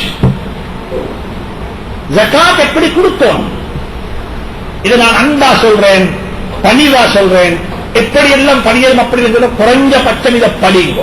நீங்க ஒவ்வொருத்தரும் இதுல தெளிவாகுங்க. நான் பணம் சம்பாதிக்கிறேன், எனக்கு இந்த நாட்டுல பாராளுமன்றத்தில் என்ன செய்யறாங்க, இந்த வெட்ட பத்தி பேசக்குள்ள அல்லது இன்கம் டாக்ஸ் இதை பத்தி பேசக்குள்ள எல்லாம் எல்லாரும் அலர்ட். இவ்வளவு குறைச்சிருக்காங்கன்னா வெட் இவ்வளவு குறவாம், நேஷனல் டாக்ஸ் இவ்வளவு குறவாம், ஜிஎஸ்டி இவ்வளவு, எல்லாரும் பேசுறாங்க. ஆனா ஜகாத்தை பத்தி யாருக்குமே தெரியாது. நான் குறைஞ்சபட்ச சொல்றேன், இந்த விஷயத்துல அட்வைஸ் பண்ணக்கூடிய அட்வைசரி போர்ட்ஸ் அல்லது அட்வைசரி கவுன்சில்ஸ் அல்லது இருக்கக்கூடிய லீகல் சைட் ஜகாத்தை பற்றியும் விளங்கிக்குங்கோ. இது அல்லாஹ்வுடைய பெரிய ஒரு கட்டளை. ஒன்று ஞாபகம் வச்சுக்கொள்ளுங்கோ, இதை கொண்டு வறுமையை ஒழிக்கிறதல்ல நோக்கம். ஜகாத் என்று சொல்லக்கூடியது பணத்துடன் சம்பந்தப்பட்ட ஒரு இபாதத், ஒரு இபாதத். எனவே அதை சரியா செய்யும். இந்த ஜகாத் எப்படி கொடுக்கணும்? இன்னைக்கு எத்தனையோ ப்ரொஃபஷனல்ஸ் இருக்கிறாங்க, அவங்களோட சலரியை பார்த்தா 8 லட்சம் ரூபாய் 10 லட்சம் ரூபாய் சலரி, அவங்களோட சேவிங்ஸ் எவ்வளவு இருக்குது, நீங்க எப்படி ஜகாத்து கொடுக்கிறாங்க? உலமாக்கள் இதெல்லாம் பேசியிருக்கிறாங்க, உலமாக்கள் இதெல்லாம் பேசியிருக்கிறாங்க. நாங்க சொல்லுவோம் அசட்டுக்கு ஜகாத் இல்லைன்னு சொல்லி. உதாரணமா வச்சுக்கோங்க, உதாரணமா சும்மா உலமாக்கள் உதாரணம் இருக்கிறாங்க. ஒருத்தர் கைத்தனை செஞ்சாருண்டா நாங்க கேட்கிறாரு, ஒருத்தர் ஃபத்வா கேட்கிறாரு, அதுல எந்த பிசினஸ் வந்துட்டு நான் என்ன செய்யணும்டா ஒரு டாக்ஸி ஓடுறேன். டாக்ஸி இந்த பிசினஸ் டாக்ஸி. டாக்ஸி என்ன, இந்த நாட்டுல டாக்ஸி ஒன்று வாங்குறதுக்கு 30 லட்சம் ரூபாய் காசு இருக்குது. நல்ல ஒரு கம்ஃபர்டபுளான டாக்ஸி ஒன்று வாங்கி அவர் டாக்ஸி ஓடுறாரு. இவர் கேட்கிற ஒரு கேள்வி, இந்த டாக்ஸிக்கு ஜகாத்து கொடுக்கணுமான்னு சொல்லி. அப்ப நாங்க சொல்லுவோம் ஜகாத்து கொடுக்க தேவையில்லை. ஏன் காரணம் தான், இது உங்களோட பிசினஸுக்கு நீங்க பாவிக்கிற ஒரு டூல்ஸ். இதுல வரக்கூடிய இன்கம் வந்துட்டு ஒரு வருஷம் உங்கள்கிட்ட சேவாக இருக்கும் என்றிருந்தால், அதாவது இத்தனை ரூபாய் நிசாவையும் அடைஞ்சிருக்கும் என்றிருந்தால் அதுக்குத்தான் நீங்க ஜகாத்து கொடுக்கணும் என்று சொல்லி நாங்க சொல்லுவோம். இதே மாதிரி இந்த மக்கள் வந்து கேட்டு வராரு, முஃப்தி சாப் எனக்கிட்ட இருக்கு என்னன்னு சொன்னா ஒரு A380 பிளைட் என்ன இருக்குது, A380 ஒன்று இருக்குது. கிட்டத்தட்ட 900 பேசஞ்சரை நான் தூக்கிக்கொண்டு போறேன். நான் ஒரு டாக்ஸி, நான் ஒரு டாக்ஸி. என்ன டாக்ஸி? அவர் 4 பேரை கொண்டு போறாரு, நான் என்ன செய்றேன்? அவர் ரோட்ல போறார், நான் பறந்து போறேன். இதுவும் என்ற பிசினஸ் டூல்ஸ் தானே. இதை பத்தி எல்லாம் உலமாக்கள் பேசியிருக்கிறாங்க, இதை பத்தி எல்லாம் உலமாக்கள் கலைச்சிருக்கிறாங்க. எனவே அன்பா சொல்றேன், ஜகாத்துடைய விஷயத்தில் நீங்க யாரும் பின்னுக்காக வானம். இதை ஜும்மாவுல கேட்டு முடிச்சேடும் அல்லது இதை வந்துட்டு ஒரு பயான்ல கேட்டு முடிச்சேடும் அல்ல. உங்களோட பாயிண்ட்ஸ் நீங்க எழுதி, நீங்க ஒரு எஸ்டாப்ளிஷ்மெண்ட் செய்றீங்களா, ஒரு 10 பேர் இருக்கிறீங்களா, நீங்க 10 பேரும் நாங்க இந்த வரக்கூடிய டிசம்பர் ஹாலிடே இதை படிச்சு முடிச்சோம். இதுக்கு என்ன செய்யலாம், எங்க போகலாம், இதுக்கு வெளியே போகலாம். எங்க கம்பெனியில் உள்ள சிஇஓவையும் மேனேஜரையும் ட்ரைனிங் எடுக்கிறது நாங்க எல்லாம் வெளியே அனுப்புறோம்டா, ஏன்னா எங்க கம்பெனியில் உள்ள ஒரு அக்கௌண்டன்ட பிடிச்சு ஜகாத்தை போயிட்டு படிச்சுட்டு வாங்க, பைக்கு ஜகாத் எங்க இருக்குது போயிட்டு நீ கண் அனுப்பலாது, சுதாரிக்க அனுப்பலாது. நான் சொல்றேன், இது சரியாக கொஞ்சம் முன்னுக்கு எடுப்போம், சரியாக நாங்க படிச்சுவோம். அப்ப ஷியாத்துடைய ஜகாத்த உலமாக்கள் 2ஆ பார்த்திருக்கிறாங்க. ஒன்று இருக்குது, சில ஆட்கள் கொஞ்சம் ஷியாஸ வாங்கிட்டு அப்படியே மறந்துட்டாங்க. அவங்க எதுக்கு வாங்கினாங்கன்னு சொன்னா பையன் சேல் அல்ல, வாங்கி விற்கிறது நோக்கம் அல்ல. அவங்க அதை வாங்கி இருக்கிறாங்க இருக்குண்டா அதுல வரக்கூடிய இன்கம்ல வாழ்றதுக்கு, அதுல வரக்கூடிய இன்கம்ல வாழ். நான் இங்க பத்துவா தேவல்ல, நான் உங்களுக்கு வித்தியாசத்தை காட்டுறேன். பத்துவா உலமாக்கள் அணுகி உங்களோட விஷயத்தை சொல்லி வாங்கிக்கோங்க. நான் இங்க உங்களுக்கு வித்தியாசம் காட்டுறேன். ஒரு ஆள் தன்னிடத்தில் இருக்கக்கூடிய பணத்தை கொண்டு போய் ஷாஸ்ட்ல போட்டிருக்கிறாரு. அவருடைய நோக்கம் பிசினஸ் அல்ல, அவருடைய நோக்கம் என்னண்டா அதுல வரக்கூடிய இன்கம்ல வாழணும். எனக்கு மாசம் மாசம் அல்லது 3 மாசத்துக்கு ஒவ்வொரு குவார்டர் எனக்கு ஒரு அமௌண்ட் என்ன செய்யும், இதா வரும், இதுல வாழ போறேன். இதுக்கு எப்படி இதை காத்து கொடுக்கிறது? இன்னொருத்தர் இருக்கிறாரு, அவர் என்ன கொடுத்திருக்கிறார் என்று சொன்னா அவருடைய நோக்கம் என்னண்டா, இதே மார்க்கெட்ல விலை குறைஞ்சிருக்குது, மார்க்கெட்ல விலை ஏறும், எனக்கு சொல்றாரு இந்த பைனான்சியல் அட்வைசர் சொல்றாரு, நீங்க வாங்குறா இந்த ஷேர்ஸ் இதை வாங்குங்க, வார 3 மாசத்துல பிரைஸ் மேல போகும் என்று சொல்லி அவர் சொல்றாரு உங்களுக்கு, நீங்க போயிட்டு வாங்குறீங்க. இப்ப உங்களோட நோக்கம் என்ன, பை அண்ட் சேல், வாங்கி விற்கிறீங்க. இப்ப எப்படி ஜகாத்து கொடுக்கணும், இதை பற்றி உலமாக்கள் அழகா பேசியிருக்கிறாங்க. பேசும் பொழுது சுப்ஹானல்லாஹ், ஷரியா இவ்வளவு அழகானதா என்றது எங்களுக்கு தென்படுது. எனவே இதையும் கருத்தில் கொள்ளுங்கோ, இதுவும் ஒரு மிக முக்கியமான அம்சம். இவைகள் தான் இதோட சம்பந்தப்பட்ட விஷயம். இதுக்கு மேலே யாருக்கும் விளக்கங்கள் தேவென்றிருந்தா, இது எனக்கு தெரிஞ்சதை நான் உங்களுக்கு சொல்லியிருக்கிறேன். இதுக்கு மேலே யாருக்கு விளக்கங்கள் தேவென்றிருந்தா தனிப்பட்ட முறையில கண்டக்ட் பண்ணுங்க, தொடர்பு கொள்ளுங்க.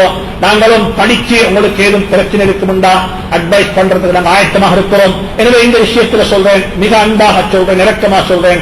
இதுல நாங்க இந்த பிரச்சனைக்கு சொல்யூஷன் காணணும் என்றிருந்தா உலமாக்களை இந்த துறையில நாங்க ஸ்பான்சர் பண்ணி நாங்க அவங்களை படிக்க வச்சு நாங்க இந்த தேவைகள் இப்படிப்பட்ட விஷயங்கள் இருக்குது. எனவே இந்த அமைப்பு நாங்க முன்னுக்காக இருந்தால் எங்களை ஷரீஅவை பாதுகாக்கிறோம். எங்களை கம்பெனிகள்ல ஸ்டாக்ஸ்ல போயிட்டு ஏராளமான மக்கள் இன்வெஸ்ட் பண்றதுக்கு ஆயத்தமாகுவாங்க. அதனால நான் உண்டு சென்ற வாரம் சொன்ன விஷயங்களையும் யாரும் மறந்துட வேண்டாம். வெறுமனே ஸ்டாக்ஸ்ல போயிட்டு இன்வெஸ்ட் பண்ணி போட்டு நாங்க சும்மா இருக்கிறதுக்கு மார்க்கம் அனுமதி தரவும் இல்லை. சர்ப்ளஸ் பண்ஸை கொண்டு போய் இன்வெஸ்ட் பண்ணுங்க. உங்களோட பிசினஸ்ல நீங்க இருந்துகோங்க. உங்களோட பிசினஸ் நீங்க ஒரு நாளும் கையிட்டுடவானம். இஸ்லாம் ஒன்று சொல்லி தந்திருக்குது. அசையா பொருள் வித்து யாரும் இன்வெஸ்ட் பண்ணுவானம் என்று சொல்லிக்கிறது. என்ன அசையா பொருளை வித்து யாரும் இன்வெஸ்ட் பண்ணவானம் ஹராம் அல்ல. இது ஹராம் அல்ல, கூடான்றதில்ல. இஸ்லாம் என்ன சொல்லுதுண்டா, அசையா பொருளை விற்கிறீங்க. வாப்ப அனந்தர சொத்தாக வாப்பட அனந்தர சொத்தாக கிடைச்ச ஊழல் கிடைச்சிருக்குது. இந்த ஊட்ட நீங்க இப்ப விற்க போறீங்க. விற்கலுமா? ஏதும் பிரச்சனை இல்லை, மார்க்கம் அனுமதி இருக்குது. ஆனா சொன்னாங்க ஸல்லல்லாஹு அலைஹி வஸல்லம், மன் பாஅ தாரன் அவ் அர்தன் லியத்தஜிர பிஹி ஃபஹுவ கரீம். இது ஹதீஸ், நபியுடைய சொல்லு. யாராவது ஒருவர் அசையா பொருளை விற்று நான் பிசினஸ் பண்ண போறேன் என்று சொல்லி பிசினஸ்ல போட்டார் என்று சொன்னாங்க ஸல்லல்லாஹு அலைஹி வஸல்லம், ஃபஹுவ கரீம், அதுல பரக்கத் இல்லை சொல்லி. நான் இதை கண்கூடாக பார்க்கிறோம். பிசினஸுக்கு வாங்க கிராஸ் ரூட் லெவல் இருந்து கொச்சிக்க விட்டீங்க. இந்த எத்தனை பேரை பார்க்கிறோம். கேட்டா சொல்றாங்க, என்ன நீங்க எப்படி பிசினஸ் வந்தீங்க? அவர் சொல்றாரு, எனக்கு இப்படி எல்லாம் இருந்துச்சு, இப்படி எல்லாம் இருந்துச்சு, நான் இப்படி மார்க்கெட்ல வியாபாரம் பண்ணினேன், நான் இதை செஞ்சேன், அதை செஞ்சேன், இதை செஞ்சேன், அதுக்கு பிறகுதான் நாங்க பார்க்கிறோம். என்ன எங்களை யூத் இந்த ஸ்டாக்ஸ்ல போயிட்டு இன்வெஸ்ட் பண்ணேனுமான்ற கேள்வி எனக்கிட்ட கேட்டதுல 95% வாலிபர்கள் தான். ஸ்கூல்ல இப்பதான் பாஸ் அவுட் ஆகிடுறாங்க. ஸ்டாக்ஸ்ல போயிட்டு இன்வெஸ்ட் பண்ணேனுமா? நான் கேட்கிறேன், நீங்க போயிட்டு பெட்டால என்ன செய்யணும்னா புதுசா ஒன்று ஆரம்பிச்சு 25 பேருக்கு ஜப் கொடுக்கணும். நீங்க எத்தனை பிசினஸ் இருக்குது முஸ்லீம்களுக்கு சொந்தமான, முஸ்லீம்களால செய்ய வேண்டிய பிசினஸ். நாங்க அந்த பிசினஸ் நாங்களே இன்னைக்கு எல்லாத்தையும் பழி கொடுத்து கொடுத்து கொடுத்து ஒன்றுமே கையில் இல்லை. இப்ப மாணிக்கம் ஜம் யார கையில்? முஸ்லீம்களுடைய பிசினஸ், முஸ்லீம்களுடைய பிசினஸ். அப்படி சொல்ல போன ஏராளமான பிசினஸ். அந்த ஒரு லேடி, அந்த நான் பேரை மறந்துட்டேன், அவ என்ன சொல்றாண்டா, அந்த புக்ல எழுதுவாத வந்துட்டு நாங்க எத்தனையோ நான் நினைக்கிறேன் ஜமாத் இஸ்லாம் சகோதரர்கள் அந்த பெண்ணை கூப்பிட்டு கௌரவப்படுத்தினாங்க. ஏண்டா அவத்தான் ஒரே ஒரு டாக்குமெண்ட் செஞ்சா இந்த நாட்டில் முஸ்லீம்கள் 1000 வருடம் பழமையானவங்கன்றத எழுதினாங்க. முஸ்லீம்கள் 1000 வருடம் பழமையானவங்க, இந்த நாட்டுக்கு வந்தாமத்தான் அல்ல, இவங்களுக்கு இந்த நாட்டில் உரிமை இருக்குன்றது அந்த பெண் அழகா எழுதியிருக்கிறா. அந்த சிங்களத்துல அந்த பெண் வந்துட்டு ஒரு கட்டத்தில் குறிப்பிடுறா, இந்த நாட்டில் முஸ்லீம்கள் வர்த்தகர்கள் அவரோட வர்த்தகத்தை நீங்க பார்க்கணும்டா வெள்ளிக்கிழமை நாளையில மூடப்பட்ட கடைகளை வச்சு பார்க்கணும். இன்னைக்கு 7 மணி ஒரு காலம் வந்து பெட்டால வந்துட்டு வெள்ளிக்கிழமைக்கு யாரும் பஜாருக்கு வரல, கடையெல்லாம் மூடி. இன்றைக்கு போயிட்டு பாருங்க பாப்போம், இன்றைக்கு போயிட்டு பாருங்க பாப்போம். நான் குறை சொல்லல, நான் குறை சொல்லல வாப்பா, நான் உண்மையை சொல்றேன். நான் யாரையும் இதை குறையா இருக்கவான. ஒருத்தர் சொன்னாரு, நோம்புல நாங்க சம்மாங்கட்ட பள்ளி கட்டுறோம், கிட்டத்தட்ட 55,000 ஸ்கியாபீட் பள்ளி வாசல். அவர் நினைச்சிருக்க, அவர் கேட்டார், ஹதரத் தொழுகைக்கு ஆட்கள் வருவாங்களா, இவர் ஆக்களிக்கிறாங்களா, எல்லாரும் போறாங்களே ப்ராப்பர்ட்டி எல்லாம் வித்துட்டு ப்ராப்பர்ட்டி எல்லாம் வித்துட்டு போறாங்களே, ஒரு ஆள் ஒரு ப்ராப்பர்ட்டியை வித்தா எத்தனை பேருக்கு ஜப் இல்ல? ஒரு ப்ராப்பர்ட்டியை ஒரு ஆள் வித்தா எத்தனை பேருக்கு ஜப் இல்ல?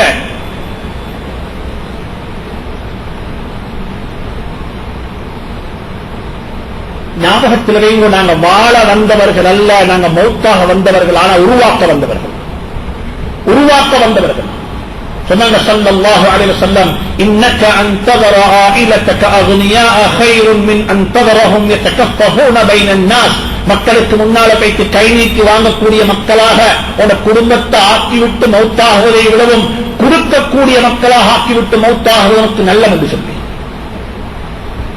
நாங்க பார்க்கணும். அனந்தர சொத்து நிச்சயமா விட்டுட்டு போகணும். அனந்தரசத்து நிச்சயம் ஒட்டு போகணும். இந்த நாட்டில் பாருங்க, சும்மா ஒரு அனலைஸ் பண்ணி பாருங்க. இதெல்லாம் உங்களை குறை சொல்றதுக்கல்ல, கொஞ்சம் உங்களை உசுப்பிடுறேன், கொஞ்சம் தலையை உசுப்பிடுறது எனக்கு உசுப்புறேன். நான் கேட்கிறேன், கேளுங்க பார்ப்போம். இந்த நாட்டில் நாங்க பள்ளி கட்டிக்கிறோம், 8,000 பள்ளி கட்டிக்கிறோம். இன்றைக்கு ஒரு பள்ளிக்கு பிளான் போடக்குள்ளே முதலாவது யோசனை வார சவுதியில் எந்த அரபியை பிடிக்கிறது, எந்த அரபியை பிடிக்கிறது? ஹிஸ்டரியை படிச்சு பாருங்க. 1960களில் 70களில் இந்த நாட்டில் இருந்து மக்கள் போவாங்க இருந்தா ஹஜ்ஜிக்கு, சிலோன் கப்பல் வரும் வரைக்கும் அரபிகள் ஜித்தா போர்ட்ல பார்த்து கொண்டிருப்பாங்க பிச்சை வாங்குறதுக்கு. எனக்கு ஒரு இமெயில் ஒன்று இருக்குது, கிட்டத்தில் கிடைச்சிச்சு. 1975க்கு முன்னால 1975க்கு முன்னால ஹஜ்ஜிக்கு வரும்பொழுது சவுதி அரேபியாவுடைய மக்களுக்காக வேண்டி சுடான்ல சல்லி சேர்த்திக்கிறாங்க, சல்லி சேர்த்திருக்கிறாங்க. நாங்க அரபியை நம்பி பள்ளி கட்டல. இன்னைக்கு ஒரு பள்ளி, ஒரு மதரசா, ஒரு ஓபனேஜ் சொன்னா எந்த அரபியை பிடிக்கிறது?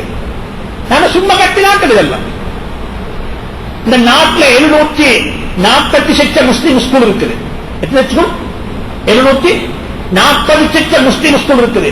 7 சொல்லுங்க பார்ப்போம். இதுல எத்தனை ஸ்கூல்ஸ் கவர்மெண்டால எஸ்டாப்ளிஷ் பண்ணப்பட்ட ஸ்கூல் சொல்லி நீங்களுக்கு மாத்திரம் பிடிச்சு ஜப்னா வரைக்கும் முஸ்லீம் ஸ்கூல் இருக்குது. 740 ஸ்கூல் இருக்குது. ஒரு ஸ்கூலும் கவர்மெண்டால காணி தந்து உருவாக்கி ஸ்கூல் செல்லது. எங்களோட ஃபோர்ஃபாதர்ஸ், எங்களுக்கு முன்னால வாழ்ந்தவங்க, அவங்களோட சொந்த காணியில் ஒரு குடிசையில் ஆரம்பிச்சாங்க ஸ்கூல்ஸ். ஒவ்வொரு ஸ்கூலுடைய ஹிஸ்டரியை படிங்க.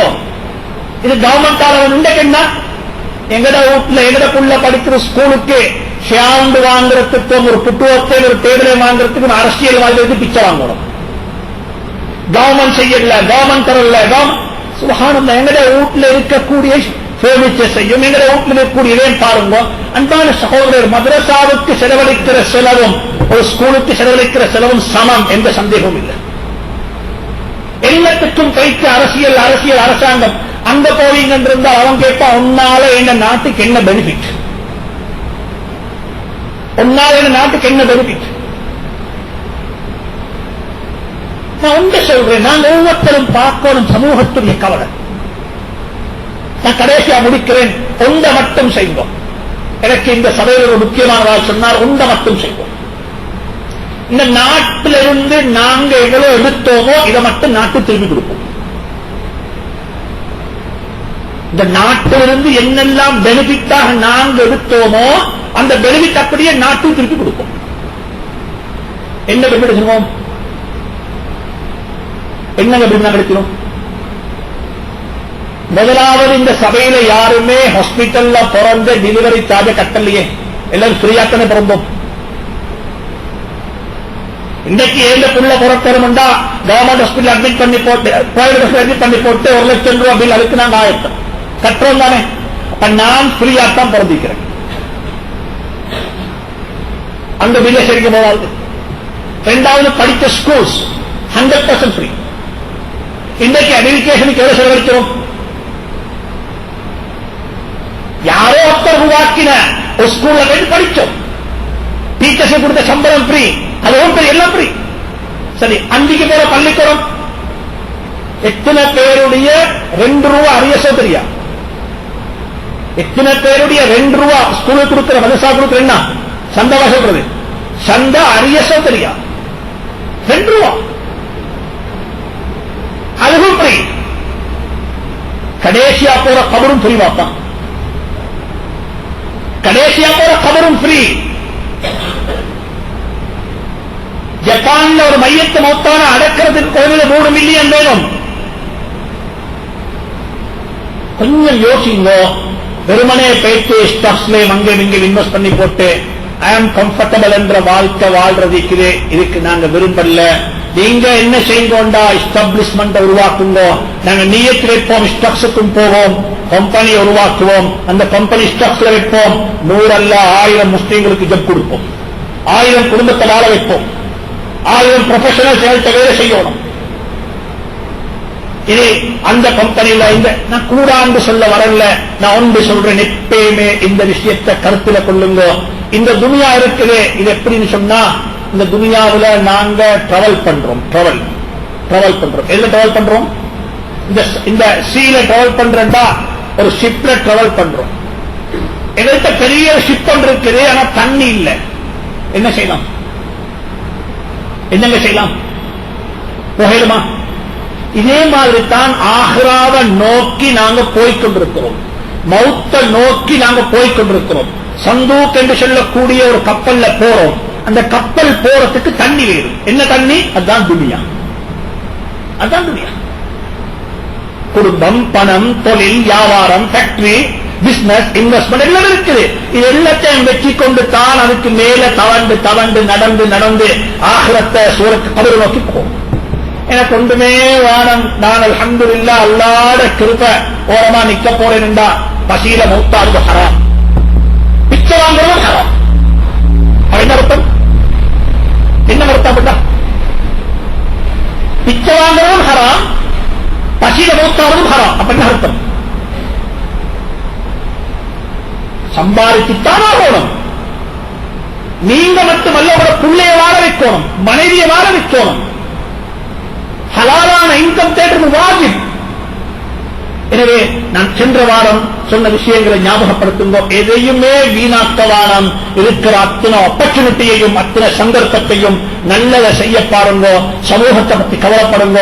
இதையும் நல்லா ஒவ்வொருத்தரும் விலகிக்கோங்க, படிச்சுக்கோங்க. இதுல ஏதும் முன்பின் இருக்கும் என்றிருந்தா சம்பந்தப்பட்டவங்க எனக்கு இதை வந்து சொல்லி தந்த நான் திருத்திக் கொள்வேன். ஆனா நான் எனக்கு தெரிஞ்ச இந்த ஷரியாவுடைய கண்ணோட்டத்தில் உலமாக்கள் எங்களுக்கு சொல்லித் தந்திருக்கக்கூடிய இந்த வகுத்திருக்கக்கூடிய கண்டிஷன்ஸ் அவங்களுக்கு முன்னுக்கு வச்சிருக்கிறேன். ஜஸாக்குமுல்லாஹு கைர். சுப்ஹானல்லாஹி பிஹம்திஹி, சுப்ஹானக அல்லாஹும்ம பிஹம்திக், அஷ்ஹது அன் லா இலாஹா இல்லா அன்த, அஸ்தக்ஃபிருக வ அத்தூபு இலைக்.